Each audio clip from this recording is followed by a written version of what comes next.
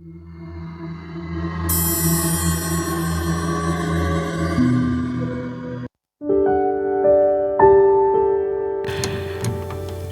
দর্শক বন্ধুরা, আসসালামু আলাইকুম। দেশ অথবা দেশের বাইরে থেকে প্রিয় বন্ধুরা, ঠিক এই মুহূর্তে যেখান থেকে বাস্তব জীবনের গল্প শোনার জন্য আমার সঙ্গে যুক্ত হয়েছেন আমি আপন। আর যে আপন জীবন গল্পের 1538তম পর্বে আপনাকে প্রতিদিনের মতো স্বাগতম জানাচ্ছি। সম্মানিত বন্ধুগণ, আজ আমি আপনাকে শোনাবো বরিশালের ভাই মোহাম্মদ সাইফুল ইসলামের জীবনে শরীরের পশম দাঁড়িয়ে যাওয়ার মতো এক অলৌকিক, শিক্ষণীয়, ভয়ানক বাস্তব জীবন কাহিনী। বন্ধুগণ, আজকের গল্পের টাইটেল গভীর রাতে স্বামী রূপে এসে করে প্রবাসীর বউয়ের সর্বনাশ। খুব দুঃখ নিয়ে একটা কথা বলি বন্ধুরা, আমাদের প্রবাসী ভাইয়েরা যখন বিদেশে থাকে আর তাদের বউরা যখন দেশে থাকে, তখন এই বউগুলো কেমন যেন আমাদের সমাজের কিছু মানুষের চোখে এক অন্যরকম প্রাণীতে রূপান্তরিত হয়। কীরকম প্রাণী? ধরেন বাজারের কোনো একটা রসগোল্লা, যেটা ধরেন আপনার গ্লাসের মধ্যে থাকে এবং রসগোল্লা দেখে সবার জিভে যেমন একটু একটু করে পানি আসে, ঠিক তেমনি প্রবাসীর বউদেরকে দেখলে কেমন যেন আমাদের এই সমাজের মানুষগুলো তাদের নিজেদের বউ ভেবে বসে। খুব দুঃখ নিয়ে আপনাকে বলি যে অনেক সময় দেখা যায় যে কোনো একটা প্রবাসীর বউ তিনি তার বাচ্চাকে নিয়ে ডাক্তারের কাছে গিয়েছে, অথবা তিনি নিজেই একা কোনো একটা ডাক্তারের কাছে গিয়েছে।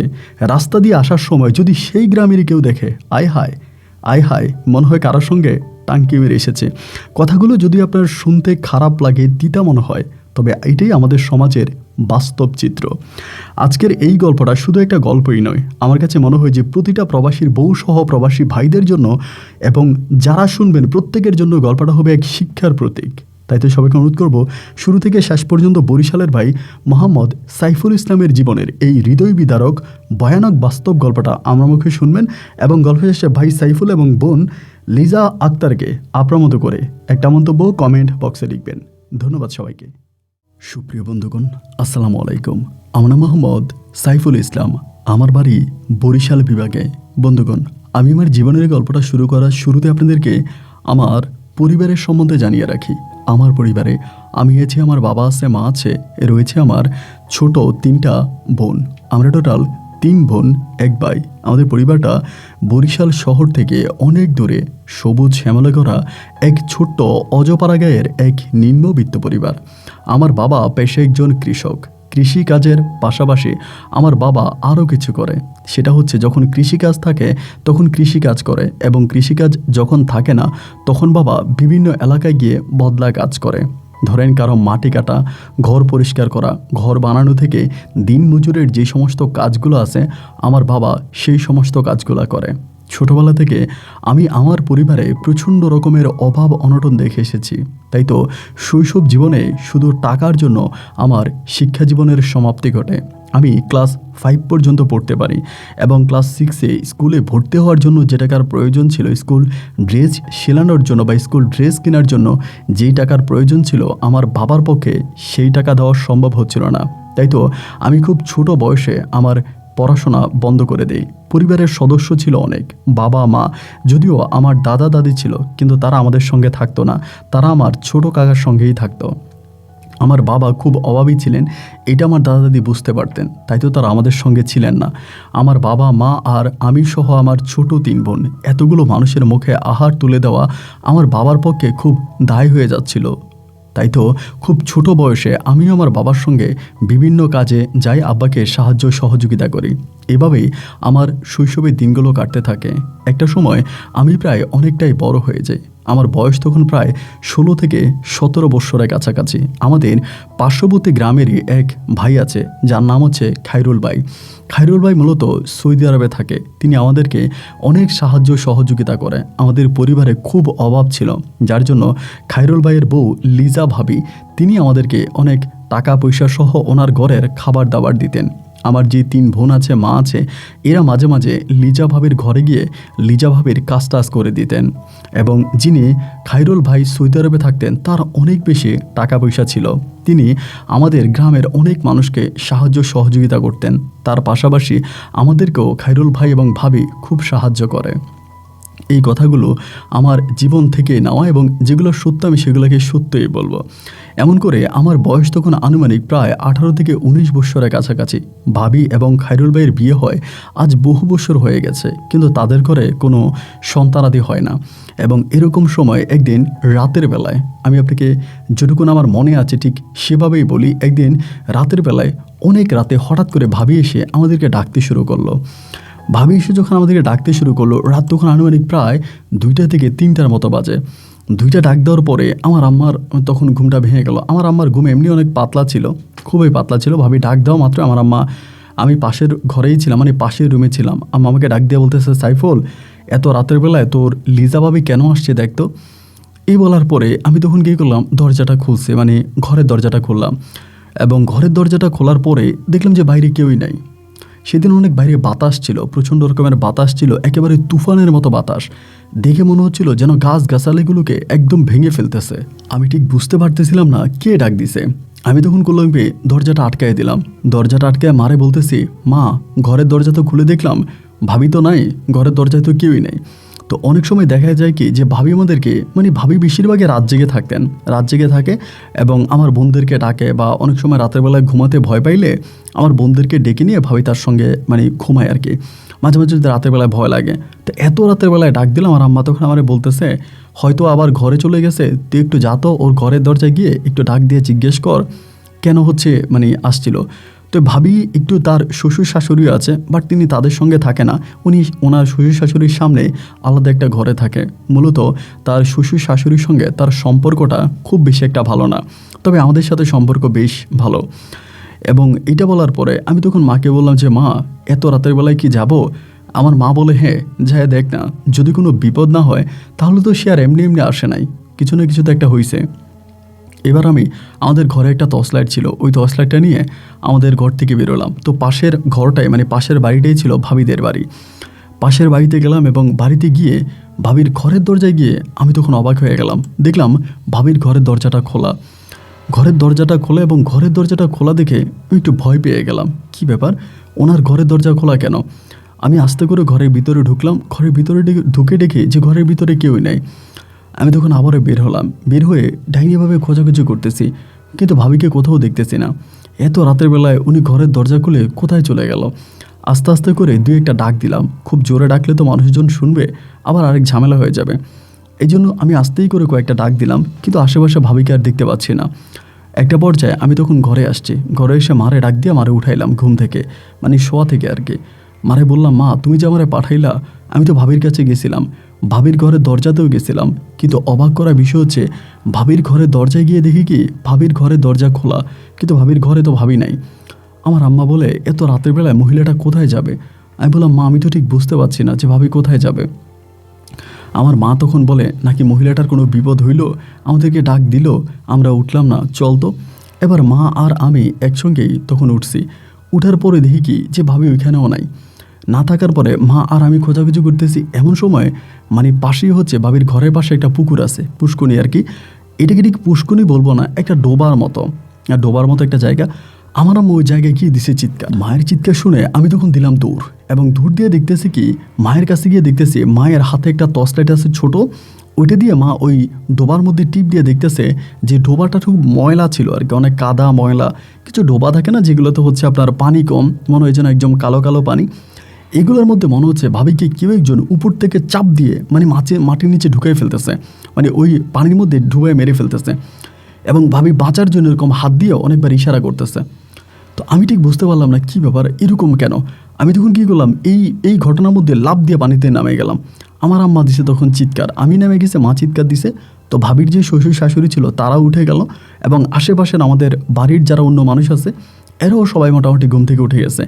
আমি ভাবিরে ওই মানে ডোবা থেকে টাইন আনতে পারি না, মানে টাইন আনতে পারি না কি, মানে যতই ভাবিকে টানতেছি মনে হয় যেন ওই ডোবার নিচ থেকে ভাবিরই কেউ একজন টানতেছে, মানে আমি উপরে টানতেছি, ওই ডোবার নিচ থেকে ভাবিকে নিচের দিকে টানতেছে।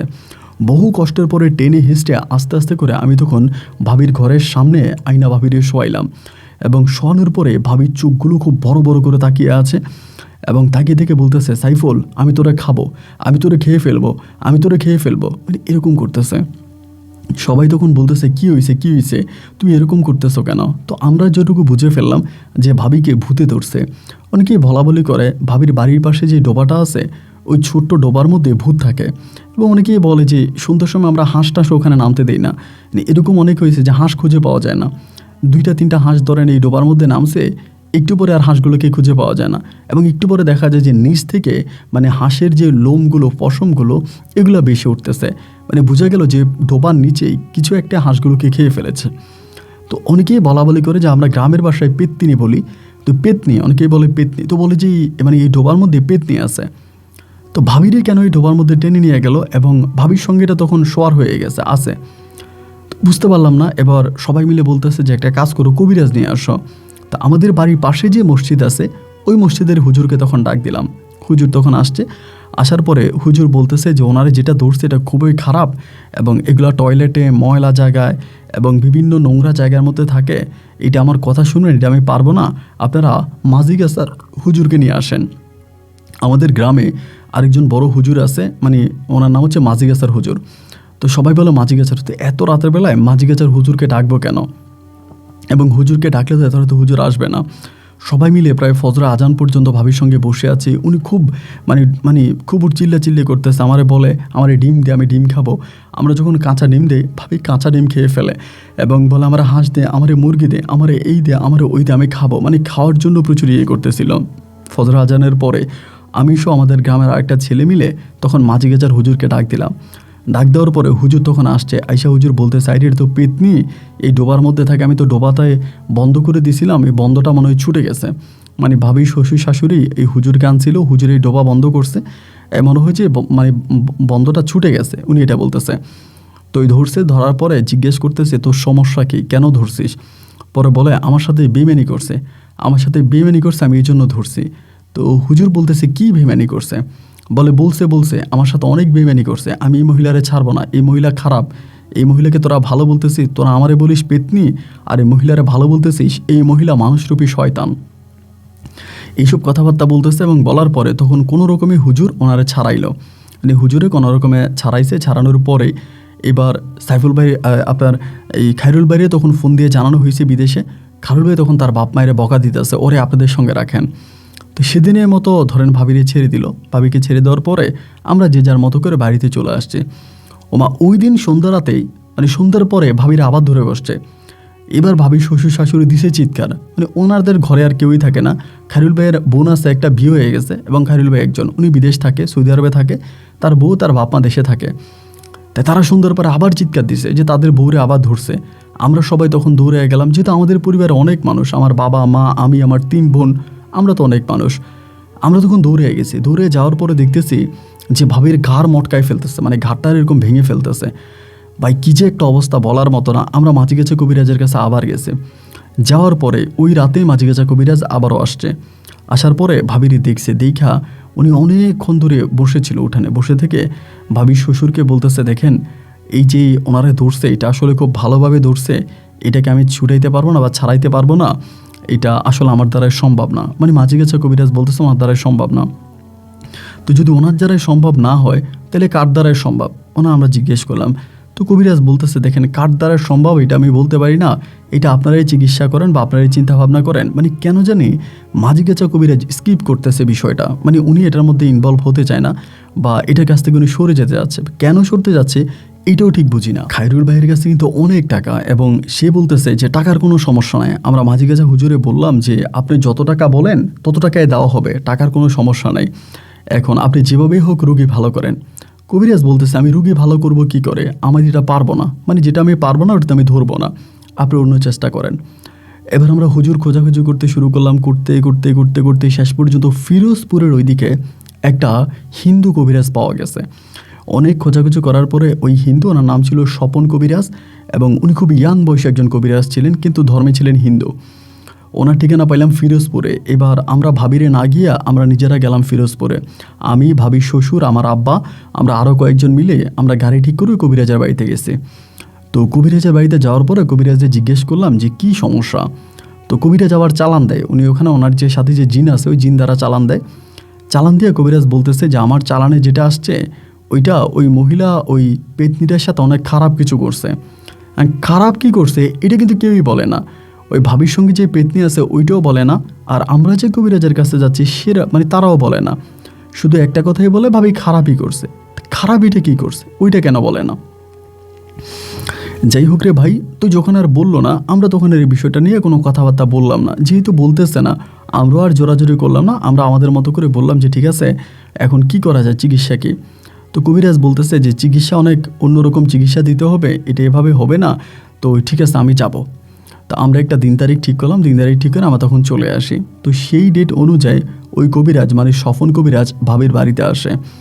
ভাবির বাড়িতে আসার পরে মানে ওই আপনার খায়রুল ভাইয়ের বাড়িতে আসে। তো উনি যখন আসে তখন সকাল প্রায় 9টা থেকে 9:30 মতো বেজে যায়। উনি আসার পরে ভাবি তখন ভালো সুস্থ, মানে ভাবিরে মাঝে মাঝে ধরে মাঝে মাঝে ছেড়ে দেয়, এরকম না যেটা একাধারে ধরে রাখে, এই ধরে তো এই ছাড়ে, এমন অবস্থা।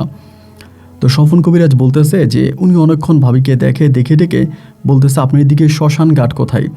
তো এইটা মূলত মানে ভাবির যে বাড়ি ছিল, আমাদের যে গ্রাম ছিল, আমাদের গ্রামের পাশেই হচ্ছে আপনার পিছনে হচ্ছে ধানি জমি, মানে ফসলের জমি, জমির ওই পারে হচ্ছে একটা শ্মশান ঘাট আছে, একটা দিঘি আছে, বড় দিঘির পারেই হচ্ছে শ্মশান ঘাট। তো তখন ওই কবিরাজ বলতেছে মানে তান্ত্রিকটা বলতেছে যে আমরা শ্মশান ঘাটের দিকে যাব। তো শ্মশান ঘাটের ওখানে গেছে, যাওয়ার পরে উনি কী জানি খুঁজতেছে, আমরা সবাই তাকায় আছে, কী জানি খুঁজতেছে, মানে শ্মশান ঘাটে হাঁটতেছে এরকম হাঁটাহাঁটি করতে করতে একটা জায়গায় এসে দাঁড়াইছে। এই জায়গায় এসে দাঁড়ায় বলতেছে এখান থেকে 1 মুঠো মাটি নেন। তা আমরা তখন 1 মুঠো, যেহেতু ঘাস উঠে গেছে, ঘাসগুলো কাইটা ভিতর থেকে 1 মুঠো মাটি নিলাম। 1 মুঠো মাটি নেওয়ার পরে উনি বলে আমি চলে যাচ্ছি, আজ থেকে আপনারা 15 দিন পরে আমার বাড়িতে যাবেন, মানে আমার ওখানে যাবেন। তো 15 দিন পরে যাবে। তো এই কথা বলে কবিরাজ তখন চলে গেছে।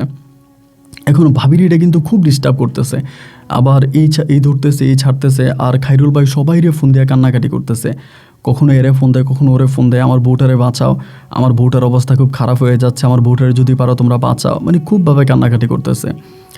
এই ঘটনার পরে এবার 15 দিন পরে আমার আব্বার শরীর ভালো না, আমি আর খায়রুল ভাইয়ের শ্বশুর আর হচ্ছে গিয়া আর মানে ওই আপনার মানে আমার যেই ভাবি আছে, ভাবির বাবা আর হচ্ছে খায়রুল ভাইয়ের বাবা, ওনারা দুই মুরব্বী আর আমি, ওরা 2 বিয়াই আর আমি, আমরা তখন 3 জনে রওনা দিলাম ফিরোজপুরে যাওয়ার পরে স্বপন কবিরাজের বাড়িতে গেছি, তান্ত্রিকের বাড়িতে গেছি। যাওয়ার পরে উনি তখন বলতেছে যে দেখেন, এটা চিকিৎসাটা খুব ভয়ানক হবে, এটা আমার দ্বারা এখান থেকে করা সম্ভব না, এটা আপনাদের এখান থেকেই করতে হবে। তো বলল কিভাবে? বলল আপনাদের যে শ্মশান ঘাট আছে, ওই শ্মশান ঘাটে যিনি মারা যাবে, মানে এই দ্রুতই বা রিসেন্ট যে মারা যাবে, মানে যেদিনে মারা যাক, উনি মারা যাওয়ার পরে ওনাকে যখন আপনার কবরস্থ করা হবে বা আপনার পোড়ানো হবে, ওনাকে পোড়ানোর পর ওনার হাড়গুলো যেখানে পুঁতে রাখবে, সেখান থেকে ওনার মাথার যেই খুলিটা আছে, ওই মাথার খুলিটা নিয়ে আসতে হবে আমার কাছে। তো আমরা বললাম যে এইটা কিভাবে সম্ভব, আমরা কবে মারা যাবে তার তো কোনো ঠিক নেই। একটা শ্মশান ঘাটে, আমাদের এখানে অনেক বড় হিন্দু পাড়া না, ছোট্ট একটা হিন্দু পাড়া, তো সেই হিন্দু পাড়ায় তো এমনও দেখা যায় যে 6 মাসেও কেউ মরে না, তাই এখন হঠাৎ করে কবে মরবে বা এটা আমরা কি করব। পরে তিনি বলতেছে ঠিক আছে, যদি এই শ্মশান ঘাটে না মরে, তাহলে আপনাদের আশেপাশে যে শ্মশান ঘাটগুলো আছে বা যেখানেই আছে, কোনো হিন্দু মহিলা যদি মারা যায়, পুরুষ না মহিলা মারা গেলে, যেই বয়সী মহিলাই হোক না কেন, সেই মহিলাকে পোড়ানোর পরে তার মাথার যেই খুলিটা আছে, ওই মাথার খোলসটা বা মাথার কঙ্কালটা আমার কাছে নিয়ে আসতে হবে, তখন আমি তাবিজ বানাই দিব। তো এই কথা বলার পরে অনেকেই আমরা তখন কবিরাজের এখান থেকে বেরিয়ে আসছি, আসার পরে সবাই বলা বলি করতেছি কী করা যায়। অনেকেই বলে মানে ভাবির যে শ্বশুর আছে সে আবার খুব চালাক আর কি, মানে ভাবির বাবা। তো মানে উনিও বলতেছে বা তারা 2 বিয়াই বলতেছে কবিরাজরা মাঝে মাঝে কেউ যদি এরকম বিপদে পড়ে এবং এই কাজগুলো করলে পরে আসলে ওই কবিরাজরা জিনটা ছাড়াই দেয়, কিন্তু যে মাথার খুলিটা আনে এটা দিয়ে কবিরাজরা পরে অন্য কালো জাদু বা অন্য তন্ত্রমন্ত্র কাজ করে। তো এখন আমরা এইগুলো আলোচনা করে তো লাভ নাই, বড় কথা হচ্ছে ভাবিকে তো রক্ষা করতে হবে খারাপ জিনিসটার হাত থেকে। তা আবারও তখন আমরা ওই কবিরাজের দ্বারস্থ হলাম। কি করা যায়? কবিরাজ একটা কথাই বলে যে যেখানেই মারা যায়, যে শ্মশান ঘাটেই মারা যায়, সেখানে আপনারা রাতের বেলায় এটা আনতে হবে আমার জন্য, কিন্তু এটা নিশিরাতে আনতে হবে, দিনের বেলা আনলে হবে না। নিশিরাতে যখন পুরো পাড়া ঘুমিয়ে যাবে, শান্ত হয়ে যাবে, সে সময় ওই শ্মশান ঘাটের যেখানেই এটাকে মাটির নিচে চাপা দেওয়া হবে, সেখান থেকে আপনারা মাথার খুলিটা নিয়ে আসবেন এবং আনলে পরে আমি তখন এটা দিয়ে একটা তাবিজ বানাই দিব। আমি 100% গ্যারান্টি দিয়ে বলতেছি যে আর কোনো সমস্যা হবে না, কারণ যেটা ধরছি এটা খুব ভয়ানক। এটা অনেকেই বলে কালী, অনেকেই বলে পেতনি, বা এক একজন এক একভাবে করে, তবে এটাকে ছুড়ে তুলে এভাবেই করতে হবে। এবং এটা মুসলিম না, এটা হিন্দু, যেটা ভাবিরে ধরছে এটা হিন্দু। কেন হিন্দু আমরা নিজেরও বুঝতেছি। এটা মাঝে মাঝে ভাবিরে মানে হিন্দুরা যেরকম উলুলি দেয় বা পূজা দিলে যেরকম করে এটা এরকম করে মাঝে মাঝে। তো এই জন্য সবাই বলতেছে যে এটা হিন্দু ধর্মের হতে পারে। তো এই জন্যই আমরা ওই স্বপন তান্ত্রিকের কাছে গেছিলাম, যেহেতু উনি হিন্দু ধর্মের মানুষ। তো সেখান থেকে তখন আমরা বললাম যে আমরা টাকা পয়সা দিব, দেখেন না আপনি আপনার জিন দ্বারা বা আপনার লোক দ্বারা এটা করাইতে পারেন কেন। উনি বলে যে না, এটা আপনাদের লোক দিয়েই করতে হবে, আমার লোক দিয়ে আমি এটা করতে পারবো না। আপনাদের মাধ্যমে আপনারা যেভাবেই পারেন এভাবেই করেন, কিন্তু আমার দ্বারা এটা হবে না বা আমি করতে পারবো না। তো এই কথা বলার পরে আমরা তখন সবাই করলাম কি, একেবারে নিরুপায় হয়ে নিরাশ হয়ে এই কবিরাজের বাড়ি থেকে তখন আবারও আমাদের এলাকায় চলে আসছে। এই এলাকাতে আসার 4 দিনের মাথায় হঠাৎ করে এইভাবে খোঁজাখুঁজি করতেছি কি করব। এই 4 দিনের মাথায় আমাদের পাড়ারই এক হিন্দু মহিলা মারা যায়। মানে হঠাৎ করে এই ঘটনা 4 দিন পরে। তো মহিলা মারা যায় সকাল 11টার দিকে মহিলা মারা যায়। তো তারা হচ্ছে বিকালবেলায় মহিলাকে আপনার পোড়ায় ফেলবে আর কি, তাকে হচ্ছে দহ করবে এবং এরপরে এই শ্মশান ঘাটেই হচ্ছে তার হাড্ডি যা রাখা হবে। এই সময়ের ভিতরে তখন তারা মানুষ খুঁজতে শুরু করছে।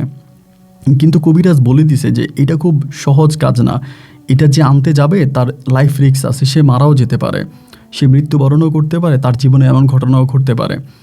তো এবার মানে এই দিনে তখন আমরা সবাই লোক খুঁজতেছি যে কি করা যায়। ওনারা যখন পড়াবে এবং পড়ানোর পরে মহিলার মাথার খুলিটা যেভাবে হোক আমরা ম্যানেজ করতে পারলে ভাবিকে বাঁচানো যাবে। তো তখন আমরা লোকালোকে মানে বলা বলি করতেছি যে কিভাবে করা যায়, কোথায় যাওয়া যায়, তো বা কার মাধ্যমে করা যায়। এই আসলে কেউই রাজি হয় না যে শ্মশান ঘাট থেকে রাতের বেলায় গিয়ে ভাবিরে ওই মৃত মহিলার মাথার খুলিটা এনে দেবে। এই সবাই একটা ভয়ের বিষয়, কেউই আনবে না, কেউ রাজি হচ্ছে না। তো এরকম করতে করতে প্রায় দুপুরের দিকে তখন এই খায়রুল ভাই ফোন দিয়ে তার আব্বারে বলতেছে। তার আব্বা তখন বললো যে দেখ, এমন একটা সুযোগ আসছে, এখন যদি একটা লোক পাইতাম তাইলে এই কাজটা করে দিতাম, একটা লোক পাইলে এই কাজটা করতাম, এখন এরকম তো কোনো লোক পাই না। খায়রুল ভাই তার বাবারে বলতেছে যে টাকা পয়সা যা লাগে যেটাই লাগে কোনো সমস্যা না, আমি দিতে রাজি আছি, আপনারা দেখেন যে এরকম কোনো লোক পাওয়া যায় কিনা, যে কোনো লোকের মাধ্যমে করা যায় কিনা। তো খায়রুল ভাইয়ের বাবা বলতেছে যে আচ্ছা ঠিক আছে, আমি দেখি যে এরকম কাউরে পাওয়া যায় কিনা, আমি চেষ্টা করতেছি। তো বলে আপনার সাথে কে এখানে কথা বলতেছে কে? তো বলতেছে যে সাইফুল। বলে সাইফুল রে দেন। তো আমার কাছে তখন মোবাইল দিছে। আমি তখন বাইরে বললাম যে ভাই এরকম তো লোক পাওয়া যেত না, আমরা তো খোঁজাখুঁজি করতেছি। ফট করে তখন খায়রুল ভাই বলতেছে যে সাইফুল, তোর তো অনেক সাহস আছে বা ছোটোবেলা থেকে দেখছি তুই অনেক সাহসী, একটা কাজ করলে কেমন হয়, তুই গিয়ে মাথার গুলিটা নিয়ে আয়। আমার তখন উনি ডাইরেক্ট বলে। আমি বললাম ভাই দেখেন, এটা তো আসলে সহজ কথা না, এবং এটা আনা তো খুব রিস্কি একটা বিষয়, এতে আমার মৃত্যু হয়ে যেতে পারে। উনি বলে তো যেই আনবে তারই তো এরকম একটা রিস্ক। যা ভাইয়া তোর একটা প্রস্তাব দিলাম, আল্লাহ না করুক যদি তুই বাইচে থাকিস, তাইলে আমি তো সৌদি আরব থাকি, আমি তোরে ফ্রিতে সৌদি আরব নিয়ে আসবো, তোর ভিসার টাকা টিকিটের টাকা সব কিছু দিব এবং সব কিছু দিয়ে আমি তোকে সৌদি আরবে নিয়ে আসবো। আর যদি আল্লাহ না করুক তুই মারা যাস, তোর মৃত্যু যদি এভাবে থেকে থাকে, আমি তোর পুরো পরিবারের দায়িত্ব নিব, তোর 3 বোনকে বিয়ে দিব এবং তোর বাবা মাকে আমি সারা জীবন দেখাশোনা করব। এইটা বলার পরে আমি তখন করলাম কি যে এটা কেমনি কি, মানে যখন উনি বললো হঠাৎ করে আমার ভিতরে তো কেমন জানি একটা মানে প্রস্তাব চলে আসলো আর কি। অনেকে হয় না যে লাইফ রিস্ক নেওয়া আর কি। আমি চিন্তা করছি আমার 3টা বোনই প্রায় তখন মানে সমবয়সী বা যুবতী হয়ে গেছে। আমার আব্বার শরীরের যে অবস্থা, আমার আব্বার পক্ষে আমার 3 বোনকে বিয়ে দেওয়া সম্ভব না। আর এছাড়া আমি একটা বেকার মানুষ, পরিবারে পড়ে আছি। এই কাজটা যদি করি আমার দৃঢ় বিশ্বাস আমি করতে পারবো। যদি আমি কাজটা সাকসেসফুলি করতে পারি তাহলে ভাই আমাকে সৌদি আরবে নিয়ে যাবে, আমাদের গোটা পরিবারটা পরিবর্তন হয়ে যাবে, আমরা সবাই একটা ভালো স্বর্ণালী সকাল দেখতে পাবো। আর যদি আল্লাহ না করুক আমি মৃত্যুবরণ করে বা এইভাবে যদি আমার মৃত্যু থেকে থাকে, তাহলে অবশ্যই সাইফুল ভাই আমার 3 বোনকে বিয়ে দিবে, খায়রুল ভাই আমার 3 বোনকে বিয়ে দিবে এবং আমার আব্বা আম্মা দেখাশোনা করবে। এই বলে আমি তখন এই বিষয়টা আমার আব্বাকে জানাইলাম। আমার আব্বা একটু সাহসী মানুষ আছে, আব্বাকে জানাইছি।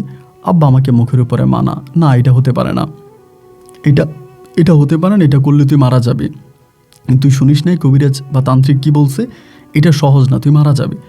আমি আব্বারে বললাম আব্বা বেঁচে থেকে কি করবো, আমি যে বেঁচে আছি, এই যে আমি বেঁচে আছি, আমি বেঁচে থেকে কি হচ্ছে, আমি তো তোমাদের জন্য কিছুই করতে পারতেছি না।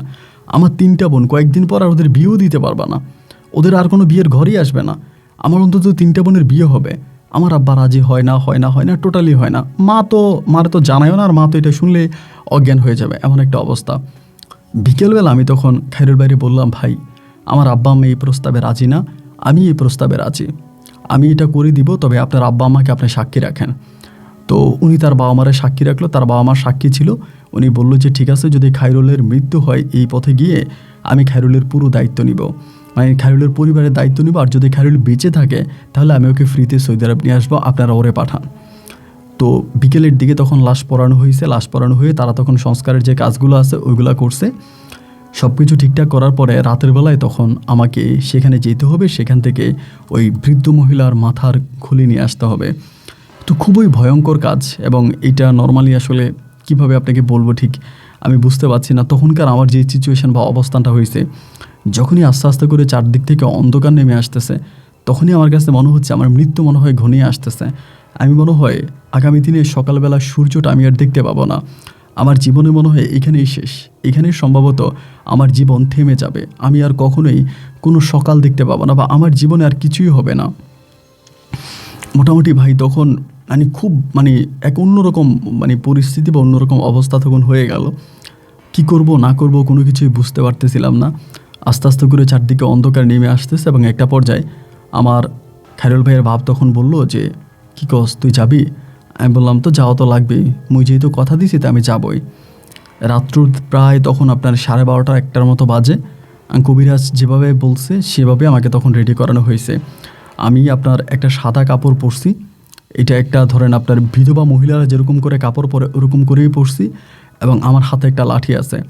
কবিরাজে লাঠিটা দিয়েছিল, বলল যত যাই হোক, আমি যদি ধরেন ভয়ানক কোনো কুকুর দেখি সামনে, বা বিড়াল দেখি, অথবা মানে ভয়ানক কোনো কিছু আমি যদি ভয় না পাই, আমি যদি এই লাঠিটা দিয়ে আঘাত করি, যদি আমি লাঠি দিয়ে আঘাত করি, তাহলে হচ্ছে আমার এটা আমার সামনে থেকে সরে যাবে, মানে যেটা আমার সামনে আসবে এটা আমার সামনে থেকে সরে যাবে। এরকম কথাই হচ্ছে ওনারা বলা বলি করতেছিল, বা সবাই বলছে। তো বলার পরে আমি তখন রাতের বেলায় এটার জন্য গিয়েছিলাম, মানে শ্মশান ঘাটের দিকে মানে গেলাম। এবং যাওয়ার পরেই মানে আমি যখন ভিতরে ঢুকছি, ঢুকার পরে ভাই আমি আর কোনো কিছু দেখতে পাচ্ছি না। শ্মশান ঘাটের ভিতরে ঢুকে আমি তখন চারদিকটা অন্ধকার দেখতেছি, যেদিকে তাকাইতেছি অন্ধকার দেখতেছি, মানে আমি আর কোনো আলোই দেখতে পাইতেছি না। এবং ইতিমধ্যে আমি তখন হঠাৎ করে একটা ভয়ঙ্কর চিৎকারের শব্দ পাইলাম, এমন একটা ভয়ঙ্কর চিৎকার, এবং চিৎকার দিয়া পাশে যেই আপনার দিঘিটা আছে ওই দিঘির মধ্যে মনে হয় কিছু একটা পড়ছে। আমার তখনকার অবস্থাটা আপনাকে কোনোভাবে আমি এখন বলে বোঝাতে পারবো না যে তখন আমার অবস্থাটা কী হয়েছে। আমি যেদিকে তাকাইতেছি আমি কোনো কিছুই দেখতে পাই না। এমতো অবস্থার মধ্যে আমি দেখলাম, হঠাৎ করে দেখলাম 4-5টা কুকুর কোত্থেকে জানি দৌড়ে আসছে, এবং আইসাই এরা করতেছে কি মানে আমার একদম কামড় দিয়ে ফেলবে, আমার মানে আমার শরীরের কাছে চলে আসছে, আমাকে ধাও করতেছে যে আমাকে কামড় দিবে, এমন একটা পরিস্থিতি। তো আমি তখন পিছনের দিকে যাইতেছি, ওগুলো আসতেছে, আমি পিছনের দিকে যাইতেছি, মানে তারা চাচ্ছে আমাকে এরকম দিয়ে ভয় দেখায় আমাকে দিঘিতে ফেলে দিবে। তো এমন করতে করতে আমি যে আমার হাতে যে লাঠিটা ছিল, এই লাঠিটা ঘুরাইতে হঠাৎ করে একটা কুকুরের গায়ে মানে একটা আঘাত খাইছে, এবং কুকুরের গায়ে আঘাত খাওয়া মাত্রই কুকুরটার জায়গার মধ্যে আগুন ধরে গেছে, মানে কুকুরটার গায়ে আগুন ধরে গেছে। এবং কুকুরটার গায়ে আগুন ধরা মাত্রই আমি তখন দেখলাম যে শ্মশান ঘাটের যে দেওয়ালটা দেখা যাচ্ছে। আমি তখন এই লাঠিটা দিয়ে কোনো রকমের ওই ছোটো দেওয়ালটা পার করে মেন রোডে আইসে আমি তখন বাড়ির দিকে দৌড় দিই। আমি মাথার খুলে আনতে পারি নাই, বাড়ির দিকে দৌড়ে আইসে ওনাদের উঠানে আইসা মানে খায়রুল ভাইদের উঠানে আইসা তখন অজ্ঞান হয়ে যায়। এবং তারা তখন আমার চোখে মুখে পানি টানি দিয়ে অনেক কষ্টের পর আমারই ঠিক করে, এবং ঠিক করলে পরে তখন শেষ রাতে খায়রুল ভাই তখন ফোন দেওয়ার পরে আমি তখন খায়রুল ভাইয়ের সঙ্গে কথা বলে আমার জ্ঞান আছে। আমি বললাম, রে ভাই আমি আসলে কিছু করতে পারি নাই, আমার দ্বারা আসলে সম্ভব হয় না ভাই, আমি করতে পারি নাই। পরে বলতেছে, তুই যে চেষ্টা করছিস এতে আমি খুশি, এতে আমি সন্তুষ্ট। আচ্ছা ঠিক আছে, যেহেতু তুই চেষ্টা করছিস বা তুই নিজের জীবন বাজি রাখছিস, তাহলে ভাই আমি তোর কথা দিলাম, আমি তোর সৌদি আরবে নিয়ে যাব, এবং আমি তোর বা তোর পরিবারের কাছ থেকে একটা পয়সাও নিব না। তো এই কথা বলে তিনি তখন এটা মেনে নিল, মানে তিনি এটা করবে, যাই হোক উনি করুক বা না করুক উনি কথা দিয়েছে। এবার আমরা আপনার খায়রুল ভাইয়ের সঙ্গে কথা বলি, বা আমাদের যে মানে ফিরোজপুরের যে কবিরাজ আছে ওনার সঙ্গে কথা বলি। কবিরাজ তখন বলতেছে যে না, মানে যেহেতু আমরা মাথার গুলি আনতে পারি না, উনি করবে না। তো এই অবস্থার মধ্যেই তখন আপনার এই মানে লিজা ভাবি পড়ে আছে, মানে লিজা ভাবির অবস্থা এই খারাপের মধ্যেই পড়ে আছে। তো আমি আসলে এই ঘটনাগুলোর মাঝে আমার একটা সম্পর্ক আছে আমাদের গ্রামেই, ওর নাম হচ্ছে রুমা। আমি গরিব হতে পারি, কিন্তু রুমারাও আমাদের মতোই গরিব। রুমার আব্বু হচ্ছে কৃষি কাজ করে এবং খুবই গরিব, বাট এই রুমাকে আমার খুব ভালো লাগে, ওর সঙ্গে আমার সম্পর্ক আছে। আমি নিজের জীবন বাজি রাখছি, আমি রুমারেও বলি নাই, আর ওকে বলে তো কখনো আমাকে দিত না। তো এত কিছু করার পরও আমি আসলে ভাবিকে বাঁচাইতে পারলাম না, বা এটা করতে পারি নাই। এর সপ্তাহখানিক পরেই তখন এই খায়রুল ভাই সৌদি আরব থেকে আসে। তো উনি আসার সময় উনি ওনার কোনো এক মানে ওনার সঙ্গেই থাকে কলকাতার ওনার কোনো এক বন্ধু থাকে, এই বন্ধু নাকি তার এলাকার কোনো একটা কবিরাজের সন্ধান দিছে এবং সেই কবিরাজের কাছে নিয়ে যাবে। তো এরকম কথাবার্তা বলছে। পরে এই অবস্থার মধ্যে খালিল ভাই তখন আমার বলতেছে, সাইফুল তুই পাসপোর্ট কর। আমার এই 3 দিনে সাইফুল ভাই পাসপোর্ট বানাইছে। আমার পাসপোর্ট বানায় সাইফুল ভাই তখন আমি সাইফুল ভাই এবং ভাবিরও পাসপোর্ট করছে। কইরা ভাবির চিকিৎসা বাবদ তখন আমরা ইমিডিয়েটলি ভাবির নিয়ে ইন্ডিয়াতে রওনা দিছি। আমরা 3 জনে ইন্ডিয়াতে রওনা দিছি। ইন্ডিয়া ওই মানে যেই তান্ত্রিকের কথা বলছে সেই তান্ত্রিক দক্ষিণ প্রদেশে ছিল। উনি একটা আপনার মন্দিরে থাকে, সেই মন্দিরে নিয়ে গেছি। মন্দিরে নিয়ে যাওয়ার পরে ভাবির ওই মন্দিরে নিয়ে যাওয়া হয়েছে। নিয়ে যাওয়ার পরে আমাদের নেওয়া তো অনেক ঘটনা আছে, এগুলো বললে আরও কয়েক ঘন্টা কভার হয়ে যাবে, তা আমি সংক্ষেপ করে বলি। মন্দিরে নিয়ে গেছি। নিয়ে যাওয়ার পরে ওই কবিরাজ মানে যিনি তান্ত্রিক আছে ইনি খুব বয়স্ক ছিলেন, অনেকটা বয়স্ক, প্রায় 70-80 বছরের মতো হবে। তিনি তখন এই ভাবিরে ধরে ভাবির অনেক তন্ত্রমন্ত্র করে অনেক কিছুর পরে ভাবির শরীর থেকে এটা ছাড়ালো। এটা চলে গেছে। চলে যাওয়ার পরেই এই তান্ত্রিক বলতেছে যে এটা আর ভাবির শরীরে আসবে না, এখন ভাবি সম্পূর্ণ নিরাপদ। তো আমরা তখন এই তান্ত্রিকটারে বললাম যে দেখেন, আপনি যে বলতেছেন নিরাপদ, এটা তো মাঝে মাঝে চলে যায় আবার মাঝে মাঝে আসে। পরে বলে না, এটা আর কখনোই আসবে না, এটাকে আমি চিরতরে বিদায় করেছি, এটা আর কখনোই এই মহিলার শরীরে আসবে না, এখন থেকে এই মহিলা সম্পূর্ণ নিরাপদ বা সম্পূর্ণ ভালো। এই কথা যখন বলার পরেই আমি তখন নিজেই ইচ্ছায় কবিরাজটাকে জিজ্ঞেস করলাম, ওই তান্ত্রিককে জিজ্ঞেস করলাম যে আমরা তো বাংলাদেশে এমন একটা তান্ত্রিকের কাছে গিয়েছিলাম, উনি বলল যে এমন মানে শ্মশানঘাট থেকে মাথার খুলি এনে দেওয়ার জন্য, এবং এনে দিলে সহজে নাকি উনি ভালো হয়ে যাবে। তো ওই কবিরাজটা তখন মানে তান্ত্রিকটা বলতেছে, দেখেন অনেক দুষ্ট তান্ত্রিক আছে বা দুষ্ট কবিরাজ আছে, যারা কোনো একটা মানুষ বিপদে পড়লে আপনি যদি কোনোভাবে মাথার গুলিটা এনে দিতে পারতেন, ওই হিন্দু মহিলার মাথার যে কঙ্কালটা এইটা এনে যদি আপনার সেই ফিরোজপুরের কবিরাজের কাছে দিতে পারতেন, তাহলে আপনাদের পুরো সব কিছু চেঞ্জ হয়ে যেত। মানে আপনাদের বলতে ওই কবিরাজের ভাগ্য পরিবর্তন হতো, কিন্তু আপনাদের কিছুই হতো না। হিন্দু মহিলার মাথার যে কঙ্কালের সঙ্গে এই মহিলার শরীরে যেই একটা খারাপ একটা হচ্ছে আপনার পেতনি এসেছে, এটার সঙ্গে তার মাথার ঘুলির কোনো সম্পর্ক নাই, কোনো সম্পর্কই নেই। ওই কবিরাজ আসলেই ভালো করতে পারতো না। তিনি ওনার নিজের একটা কাজে বা নিজের স্বার্থে আপনাদেরকে বলছিল যে হিন্দু মহিলার মাথার খুলি নিয়ে দেওয়ার জন্য বা মাথার কঙ্কাল দেওয়ার জন্য। এটা সে তার নিজের স্বার্থে ব্যবহার করতো, তার তন্ত্রমন্ত্র কাজে সে ব্যবহার করতো, কিন্তু আপনাদের সঙ্গে এটার কোনো সংযোগ নাই। বা কোনো কবিরাজ যদি এরকম করে বলে থাকে যে মাথার ঘুলি আনতে হবে বা 7 পুকুরের পানি আনতে হবে, এগুলো যদি বলে থাকে, আপনি এগুলো কখনোই করবেন না, কারণ এগুলোর সঙ্গে আপনাদের রোগীদের কোনো সম্পর্ক নাই, তারা নিজেদের স্বার্থের জন্য এগুলো করায়। তাই আমি তখন বললাম যে তাহলে কি আমরা এটা ভুল করছি? বলে হ্যাঁ, ভুল করছেন। এই বলে তখন আলহামদুলিল্লাহ ভাবিকে আমরা বাড়িতে নিয়ে আসি, এবং বাড়িতে আনার পরে ভাবি তখন একেবারে সম্পূর্ণভাবে সুস্থ হয়ে যায়। ভাবির মাঝে আর কোনো সমস্যা রইল না। যে জিনের যে সমস্যাটা ছিল, এই সমস্যাটা সম্পূর্ণভাবে তখন সমাধান হয়ে যায়। তো খালিল ভাই তখন আর বেশি দিন থাকে না থেকে বলতেছে যে ঠিক আছে, আমি বিদেশে চলে যাই, এবং তার বাবা মারে বলে গেছে যে তোমরা অবশ্যই ওরে দেখে রাখবা, ওরে দেখাশোনা করবা, বা ওর প্রতি খেয়াল রাখবা, মানে লিজার প্রতি খেয়াল রাখবা, এবং লিজারে সবসময় দেখে শুনে রাখবা, এগুলো বলতেছে, এবং একগরেই থাকতে বলতেছে। এগুলো বলে সাইফুল ভাই তখন আবারও আপনার খালিল ভাই আবারও সৌদি আরবে চলে যাবে। যাওয়ার সময় আমার পাসপোর্ট নিয়ে গেছে এবং বলছে যে সাইফুল তুই টেনশন করিস না, আমি খুব দ্রুতই তোর ভিসাটা বিদেশ গিয়ে লাগাই দিব। তো উনি বিদেশে গেছে। বিদেশে যাওয়ার পরে আজ করবে কাল করবে করে কোনো উনি আর করে না, মানে আমার ভিসাটা লাগাচ্ছে না। তো ভিসা যখন লাগতেছে না, আমি বারবার বলি কী ব্যাপার ভাই, ভিসা তো লাগতেছে না, বললেন ভিসা লাগবে, তো ভিসা তো লাগে না।